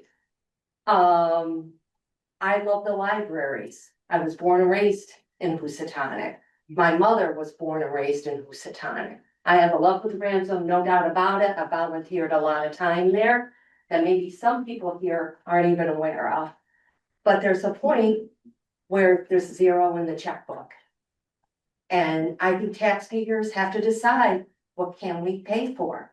That's it, plain and simple. And I'm not a fan of the CPA, but it's what the voters voted for. And what this committee's doing is carrying out what the voters wanted. And again, you did a good job tonight. However, we're hitting a limit. And I look, my dad built the house I live in. My husband and I are discussing, are we going to be able to retire and have any quality of life in Great Barrington? Because we make just enough not to qualify for any of the aid that's out there, but not enough to do anything. We can't make some improvements on our house because we make just enough money that we don't qualify. But we don't make enough money to do the repairs. And we're seniors. So I just think people overall, I know you're trying to be fair with everything, but when I see somebody who's a private homeowner come forward for CPA money, thank you for voting no on that, because I think it has to tie to community. I think you made a very good decision on that. Thank you, Chair. I think you made a good decision. How does this benefit the community as a whole? So it's gonna be rough, because as much as I love the RAM stuff, I still have to pay my tax bill. and everybody voted for a new school, well, sometimes you can't have everything. And that's it in the end. Thank you. Thank you, Joan. Committee. All right, you, May I just ask one question? go ahead. Go Is ahead. the 993 that is the tally of the votes, is that what will go to town meeting, or is that decision not Yes. been made yet? Thank you. Yes. Amanda, what do you got? I just wanted to thank you all. I agree that this was a really excellent meeting, and you were tackling complex decisions with a lot of different factors. And I think it's a hard thing to do, and I just want to appreciate you for doing it so well. Thank you, Karen, for your leadership as a chair. This is a really important thing to be able to do as a community in all of the different committees we have in our local democracy, and I appreciate you all for doing that. Thank you. Eileen? I have questions. I got a little confused on the Du Bois vote. Is that 200,000? Did that stay? I thought it. Yes. It is. 200,000 is your boy. Yep. It is 200,000. Yes, ma'am. Yeah. Okay, so it was a 5 in favor and a 3 against. Okay. And did you vote on, Baron, there was something else. I guess I have it. Okay. Okay, thank you. Good night. Good night, Eileen. There's a song with that. Jeremy, comments? There's somebody in the audience. Come on, yep. Let's go. Laura Mars, member of the library trustees. I just want to point out. Again, the Ramsdale Library has not been updated since 1930. I know that this, it might be common knowledge, but I hear so many people talking about how much they love it and how much they use it. And it's just gonna disappear. It's just gonna disintegrate, and then we won't have anything. There's no community space in Housatonic. There's no school, no community space. A library is so much more than a library. It's more than books, as we all know. And again, I hear the importance of affordable housing, which I agree with, but as somebody mentioned, the more affordable housing, the more people, the more we need a library. It's a circle, and I just wanted to emphasize that. All right, come on. I don't live in Great Barrington. Well, then I gotta tell you, I've been here, just identify yourself, make it short, it's been almost 3 hours and 15 minutes. I've been This will be very short. Okay, My name go is for it. Dawn Jardine, I'm the director, I might be able to find those fish upstairs at the library. There is a meeting at 4 o'clock every Tuesday. Karen, you are more than welcome to join us. And also, there are quite a few teens and tweens in the library, more so in Housatonic than in Mason. can hear you. Teens and tweens in the library. Okay. Yes, there's not much else to do up there, so thank you, that's all. Can I make a motion to? No. Jeremy, everybody gets a shot. Keep it quick. I'm not, well, I guess I will say something. I just really hope that the library trustees and the historic commission, with the help of maybe the town manager to moderate or participate, can have a meeting before Ramsdale comes before the CPC again. This application comes before the CPC again. Jim, No comment. Steve, Nothing, thank you. Martha. No. Rich. I've spoken enough. Kate. I'd like to go to that. Matt, No, do you have anything you want to add? I am very appreciative of the process that we've had in this room, as opposed to the process that we've been going on outside of our room. That is the way that we will move forward. I appreciate your input, Liz. I know you were put on a hot seat pretty quick, Oh, my God. And I am grateful that you will alive. With all, we are now motion adjourned. Anybody? Second. All go bye-bye.